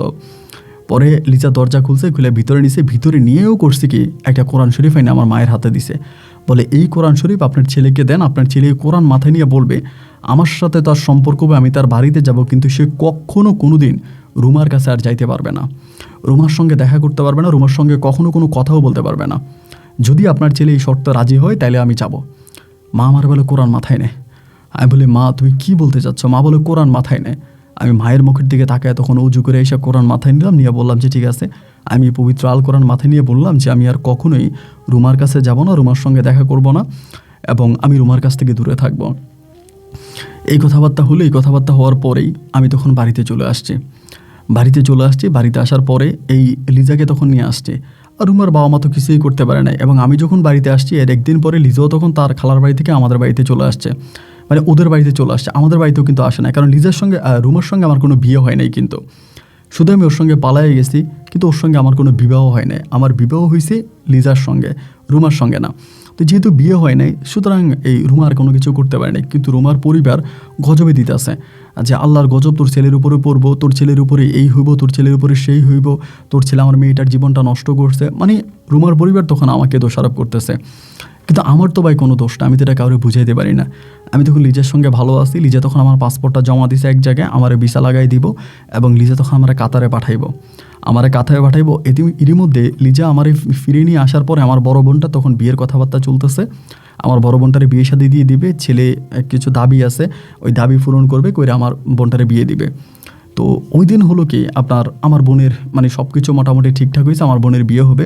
আমার বোনের বিয়ে মানে আমার বোনের বিয়ের মানে বিয়ে যেদিন হয়েছে ওই দিন আমরা সবাইকে দাওয়াত করছি, কিন্তু রুমার পরিবারের কেউই আসে নাই, রুমাও আসে নাই অথবা রুমার যে বাবা মা ওরা কেউ এই বিয়েতে আসে নাই। এদিক দিয়ে কিন্তু ইতিমধ্যে রুমা আমার সঙ্গে যোগাযোগ করার অনেক চেষ্টা করছে, মানে চেষ্টার কোনো কিছু বাকি রাখে নাই, খুব চেষ্টা করছে। তো এবং আমি কিন্তু ওর সঙ্গে কোনো যোগাযোগ করি নাই, মানে কোনো কথা বলি নাই। তো যেদিন আমার বোনের বিয়ে হয়ে গেল, আমার বোনকে নিয়ে গেছে, মানে তার শ্বশুরবাড়ির লোকেরা নিয়ে গেছে। সেদিন রাতের বেলায় আপনার আনুমানিক 12টা কি 12:30 বাজে। রুমা তখন করলো কি, আমি তো ধরেন বিয়ের মধ্যে অনেক ব্যস্ত ছিলাম, অনেক ব্যস্ততার মধ্যে ছিলাম, যার কারণে আমাদের ঘরেও কিন্তু প্রচুর মেহমান, মানে মেহমান ওদের সবাই আছে। এই জন্য আমি তখন করলাম কি 3টা চেয়ারকে একসাথ করে আমাদের বাড়ির উঠানের এটা কোণার মধ্যে শুয়ে আছে। আমার গায়ে একটা পাঞ্জাবি আর একটা প্যান্ট আর এরকম অবস্থায় শুয়ে আছে। তো আমার এই অবস্থার মধ্যে রুমা জানি কেমনে খবর পাইছে বা আমার দেখছে, আমার এসে ডাকা শুরু করছে, উঠো উঠো, কয়েকটা ডাক দিছে। দেওয়ার পর আমি তখন উঠতেছি না। ওই তখন বলে যে তুমি কি উঠবা না? আমি বললাম যে না। ও বলে তাহলে আমি তোমার একটা নাম্বারে ফোন দিব, তুমি নাম্বারটা শুধু একটু রিসিভ করো, অতটুকুই। যেহেতু ওরে আমার আব্বা আম্মা দেখলে তো ওরে মারবে, এই জন্য ও তখন কী করছে, এখান থেকে চলে গেছে। আমি যে ঠিক আছে যাও। ওই চলে গিয়ে আমার ফোন দিছে রাতের বেলায়, অন্য একটা নতুন একটা নাম্বার থেকে ফোন দিছে। ফোন দিয়ে বলতেছে যে তুমি একটু তোমাদের বাড়ির পিছনে আসো। আমি বললাম যে না, আমি যাবো না, যেহেতু দেখো আমাদের মাঝে বিয়ে হয় নাই, কিছু হয় নাই, বা আমাদের প্রেম ছিল, সব বাদ দাও, আমি বাড়ির পিছনে আসবো না। ও বলতেছে যে তুমি প্লিজ একটু আসো। আমারে বলে আমার সঙ্গে একটাবার দেখা করো, আমাদের সঙ্গে আমার এত প্রেম, এত ভালোবাসা, এত কিছু, তা তুমি কি সব ভুলে গেছো? কিছুই কি তোমার মনে নাই? আমি বললাম দেখো, আল্লাহ আমাকে গরিব বানাইছে, এটাই হচ্ছে আমার সবচেয়ে বড় অপরাধ। আমি গরিব হয়ে জন্মাইছি, আর গরিব হওয়ার কারণেই হয়তো আজকে এই দিনগুলো আমার দেখা লাগতেছে। আমি তোমাকে ভালোবাসছি, কিন্তু আমি তোমার সঙ্গে থাকতে পারবো না। ও বলে আমি যদি এক বিন্দু ভালোবেসে থাকো তাহলে তুমি আসো। আমি বললাম দেখো, যদি কোনো না কোনোভাবে লিজা যদি জানতে পারে তাহলে লিজা আমাকে মেরে ফেলবে। ও তখন বলতেছে লিজা ভাবি কখনোই জানবে না। কে লিজা ভাবিরে জানাবে? কে জানাবে? তুমি জানাইবা? আমি বললাম না। বলে আমিও তো জানাবো না। লিজা ভাবি প্লিজ জানবে না, তুমি একটু আসো, জান না ভালো, তুমি আসো, তোমার পায়ে ধরে তুমি আসো। খুব কান্না করতেছে। তো আমি তখন বললাম আজকে আমার বোনের বিয়ে হয়ে গেল, তো এইরকম কান্নাকাটি কেন করতেছে? আমি যাবো যাচ্ছি না, এরকম করে অনেকক্ষণ পরে, প্রায় সে আমাকে বলছে 1 ঘন্টা পর, আমি তখন রাজি হলাম যে ঠিক আছে আমি আসতেছি। তা আসতেছি বলে ও বলে আচ্ছা একটা কাজ করো, তুমি 20 মিনিট পরে আসো। হঠাৎ করে কেন ভাই 20 মিনিটের কথা বললো, আমি এটা ঠিক বুঝতে পারলাম না। আমি যে আচ্ছা ঠিক আছে। 20 মিনিট পর আমার আবার কল দিয়ে বলতেছে তুমি আসো। এবার 20 মিনিট পরে আমি তখন ধরেন আসছি, ওই ঘরের পিছনে আসছি। ঘরের পিছনে আসার পরেই ঘরের পিছনে আসার পরে ও দাঁড়ায় আছে। আমি বললাম যে কী হয়েছে, কেন ডাকছো? ওই তখন আমার চড়াই ধরে কান্না করতেছে। আমি বললাম যে রুমা এগুলো কী করতেছো, কান্না করতেছো কেন? এরই মাঝে হঠাৎ করে কোত্থেকে লিজা হাজির। হঠাৎ করে লিজা আইসে আমার কলার চেপে ধরছে, ধরে বলে কিরে তুই না ভালো হয়ে গেছিস, তুই না কোরআন শরীফ মাথায় নিয়ে বলছিস তুই কখনোই এই মেয়ের কাছে আসবি না, কেন আসলি? তা আমি রুমার কথাবার্তা শুনে যেটা বুঝলাম, বা রুমার আমাকে ইচ্ছে করে ধরাই দিছে লিজার কাছে। মানে এটা আমি পরে জানতে পারি যে রুমা বলছে যে যদি আমি লিজারে লিজা নাকি বলছে, রুমা নাকি লিজারে বলছে যে যদি আমি কোনোদিন সাইফুলটা আমার কাছে আনতে পারি বা সাইফুল আমার কাছে আসে তাহলে আপনি কি করবেন? লিজা নাকি বলছে যে ঠিক আছে, যদি কোনোদিন সাইফুল তোর ডাকে তোর কাছে আসে তাহলে আমি সাইফুলকে ছেড়ে দিব। এই কথা লিজা নাকি বলছে। এই কারণে রুমা তখন করলো কি আপনার টেকনিক খাটিয়ে আমার আনছে এবং আইনা লিজার সামনে বলছে। এবং লিজার সামনেই তখন সামনাসামনি রুমা তখন বলতেছে কী ব্যাপার ভাবি, আপনি না বলছেন যদি কোনোদিনও সাইফুল আমার কাছে আসে তাহলে আপনি সাইফুলকে ছেড়ে দেবেন, দেন আপনি এখন সাইফুলের তালাক দিয়ে চলে যান, আমি কালকে সাইফুলকে বিয়ে করব। তো লিজা বলতেছে যে ঠিক আছে আজকে রাতটা থাকি, কালকে সকালে আমি ওরে ছেড়ে দিব, কালকে সকালেও তোমার কাছে চলে যাবে। বলো আচ্ছা ঠিক আছে। এই কথা বলে তখন এই লিজা আমার ঘরে নিয়ে বলতেছে এটা তুমি কেন করলা? আমি বললাম লিজা তুমি বিশ্বাস করো, আমি ও আমারে প্রচুর পরিমাণের আমাকে ও ব্ল্যাকমেল করছে, আমার এই করছে, আমি আসলে যাইতাম না, আমি তোমার পায়ে ধরতেছি, তুমি প্লিজ আমার মাফ করে দাও, আমাকে অনেক ব্ল্যাকমেল করে নিয়ে গেছে। পরে বলতেছে যে ব্ল্যাকমেল করে নিয়ে গেছে না, তুমি এমনিই চলে গেছো। আমি বললাম আরে ব্ল্যাকমেল করে নিয়ে গেছে। বলে আমি তো ওই মেয়ের কথা দিছি, যদি তুমি কোনোদিন ওই মেয়ের সঙ্গে দেখা করো বা ওই মেয়ের কাছে যাও তাহলে আমি তোমার ছেড়ে দিব, আমি তো তোমার সকালে ছেড়ে দিব। আমি বলতেছি যে লিজা দেখো, আমি তোমার পায়ে ধরতেছি, তুমি আমার পাসপোর্টটা জমা দিছো, আমার ভিসাটা হয়ে যাবে, আমি চলে যাব, আমি দেশে থাকবো না, আর আমি এই দেশ থেকে চলে গেলে এই মেয়ে আর কোনো কিছু করতে পারবে না। বলে তুমি দেশে থাকতে আমার চোখ ফাঁকি দিয়ে ওই মেয়ের সঙ্গে ফোনে কথা বলতে এবং এই মেয়ের সঙ্গে দেখা করলা, আর বিদেশ গেলে কি তুমি আর আমার শান্তি দিবা? আমি বললাম, লিজা আমি ভালো হয়ে যাব, লিজা সত্যি আমি ভালো হয়ে যাবো, তুমি বিশ্বাস করো আমি ভালো হয়ে যাব। এগুলো বলো, বলে ঠিক আছে আজকে রাতটা অ্যাটলিস্ট আমরা দুজনে ঘুমাই। এটা বলেই ধরেন আমি ওরে জড়াই ধরে ঘুমাইছি। শেষ রাত, তখন প্রায় ফজরের কিছুক্ষণ আগে ওরে জড়াই ধরে ঘুমাইছি। সারাদিন অনেক ব্যস্ত ছিলাম বোনের বিয়ে নিয়ে। আরে ঘুমানোর প্রায় আমার চোখটা তন্দ্রে আসছে, এমন সময় ভাই হঠাৎ করে রে ভাই ও আমার মানে কীভাবে আপনাকে বলেছে, ও আমার পুরুষ অঙ্গটা কেটে ফেলে এবং হাতে নিয়ে বলতেছে যে কেমন লাগে, আর বিয়ে করবি, আর কয়টা মেয়ের জীবন নষ্ট করবি। আমি তখন চিৎকার দিলাম এবং চিৎকার দিয়ে কোনো মতে দরজাটা খুলে মাকে বলে চিৎকার দিয়েছে। তখন রক্ত আমার পুরো লুঙ্গি ভিজে গেছে। আমার মা তখন আমার জড়ায় ধরছে এবং মা তখন দৌড়ি করে কোনো রকমে ব্যান টেন ধরিয়া আমার হসপিটালের দিকে নিয়ে গেছে। আমি অজ্ঞান হয়ে গেছিলাম এবং পরের দিন বিকেলে আমার জ্ঞান ফিরে আসে। জ্ঞান ফিরে আসার পরে আমার চিকিৎসার জন্য অনেক টাকা লাগে। তো আমার পরিবারের পক্ষে এই টাকা জোগাড় করা সম্ভব হয় না। শেষ পর্যন্ত বহু কষ্ট করে আমার এই টাকাটা ম্যানেজ করে, আমার পরিবার ম্যানেজ করে। ওভাবেই চিকিৎসা হয় নাই, যতটুকু চিকিৎসা হয়েছে খুব মানে অন্যরকম। আমি শুধু কোনো রকম প্রস্রাবটা করতে পারি, খুব অন্যরকম চিকিৎসা হয়েছে আর কি। টাকা পয়সার অভাবে ভালো চিকিৎসা হয় নাই। এরপর আমার চিকিৎসা করতে গিয়ে আমার পরিবার এখন আর কোনো কিছুই নেই। এক কথায় বলতে গেলে আমি আপনাকে ডিরেক্টলি বলি, আমি এখন ভিক্ষা করি আমার পরিবারকে নিয়ে। আর আমার আব্বা ওই বাড়িটা আমাদের যে শেষ ভিটাটা ছিল ওই ভিটাটা বিক্রি করে দিছে। আমার যে বোনের বিয়েটা হয়েছে, আমার ওই বোনের ঘরটাও ভেঙে গেছে। আমার এই ঘটনার জন্য আমার বোনের ঘরটা ভেঙে যায়। আমার বোন তার শ্বশুরবাড়ি থেকে চলে আসে। আপনি শুনলে অবাক হয়ে যাবেন। এরপরে রুমা অন্যত্রে বিয়ে বসে যায়, তার আরেক জায়গায় বিয়ে হয়ে যায়। একইভাবে লিজাও অন্য এক জায়গায় বিয়ে বসে যায়। আমার 3টা বোনের আর বিয়ে হলো না। আমার 3টা বোনকে নিয়ে আমি এখন রাজধানী শহর ঢাকাতে আছি। আমার 3টা বোন গার্মেন্টসে চাকরি করে। সত্যি কথা বলতে আমার ভিক্ষা করা লাগে না, কিন্তু তারপরও আমি আমার বোনদের কাঁধে বোঝা হয়ে থাকতে চাই না। এজন্য মাঝে মাঝে ভিক্ষা করি আর বোনদেরকে নিয়ে কোনো রকমে ঢাকা শহরে বেঁচে আছি। আপন ভাই, আমি জানি না আমার অপরাধটা কোথায়। আমার অপরাধটা কোথায় আমি জানি না যে কেন আজ আমার এই করুণ পরিণতি। আমার চিকিৎসা করতে গিয়ে আমার বাবা মা আমাদের শেষ ভিটা বাড়িটা হারাইলো। 3টা বোনের জীবন নষ্ট হয়ে গেল। আজ আব্বা আম্মা মৃত্যু পথযাত্রী। আমি তাদের সঙ্গে ঢাকাতে পড়ে আছি। আমার 3 বোন গার্মেন্টসে চাকরি করে আমার বাবা মাকে খাওয়ায়। আমি কি করব ভাই বুঝতে পারি না। আপনার গল্পগুলো শুনে ভালো লাগে, সেখান থেকে আমার জীবনের কথাগুলো বললাম। যদি পারেন আমার গল্পটা রেকর্ড করবেন। ভালো থাকবেন। আসসালামু আলাইকুম। বন্ধুরা, সবাইকে অনেক বেশি ধন্যবাদ এই পর্যন্ত আমার সঙ্গে থেকে সাইফুল ভাইয়ের গল্পটা শুরু থেকে শেষ পর্যন্ত শোনার জন্য। দেখেন, প্রথম দিকে সাইফুল এবং খাইরুল আমি নামগুলো একটু 19-20 করে ফেলেছি বা উল্টাপাল্টা বলে ফেলেছি। আপনারা যারা সহ্য করে বা ধৈর্য ধরেছিলেন সবাইকে ধন্যবাদ জানাচ্ছি। দেখেন, এই গল্পটা ভীষণ বড় একটা গল্প। আমি গল্পের আমার কাছে মনে হয় যে 10 ভাগের 1 ভাগ আমি আপনাদেরকে শুনিয়েছি, 90 ভাগ কেটে ফেলেছি। কারণ পুরোটা গল্প রেকর্ড করতে গেলে মেবি 3 থেকে 4 আওয়ার্স লাগতো। এই গল্পের মাঝে প্রচুর ঘটনা আছে। এজন্য অনেকগুলো বিষয় আমি স্কিপ করে কেটে আপনাদেরকে শুনিয়েছি। কোনো অংশে যদি না বুঝে থাকেন আপনারা কমেন্ট করবেন, আমি চেষ্টা করবো আপনাদেরকে উত্তর দেওয়ার জন্য। প্রিয় বন্ধুরা, শেষে একটা কথা বলে যাই। সাইফুল ভাই বলেছিল, ভাই আমার অপরাধটা কোন জায়গায়, যদি পারেন একবার বলবেন। তার অপরাধ হচ্ছে আল্লাহর পবিত্র কোরআন মাথায় নিয়ে সে সেটা অবমাননা করেছে। আমি অবাক হয়ে যাই ভাই, আমাদের সমাজে এরকম অনেক ঘটনা দেখতে পাই যে ভাই কোরআন জীবনে ধরেই নাই, আলি বা তাসা পড়তে পারে না, সেই মানুষটা পর্যন্ত কোরআনের কসম করে। 19 থেকে 20 হলে মাথায় কোরআন দিই। এই কোরআন কি? এই কোরআন কীভাবে নাজিল হয়েছে? এই যে আমি গেঞ্জিটা গায়ে দিয়ে আছি, আমার এই লাল গেঞ্জিটা দিয়ে, এই গেঞ্জির কাপড়টা দিয়ে যদি কোরআনের গিলাপ বানানো হতো তাহলে ওই গিলাপটাকেও আমরা পাইলে এরকম সালাম করতাম। কোরআনের সাথে একটা কাপড় লেগে থাকলে সে কাপড়ের সম্মান বেড়ে যায়। অথচ ওই কোরআন যারা আমরা পড়তে পারি না, আমরা এইসব কোরআন মাথায় নিয়ে কত রকমের কিরা করে ফেলে, কত রকমের কসম করে ফেলে।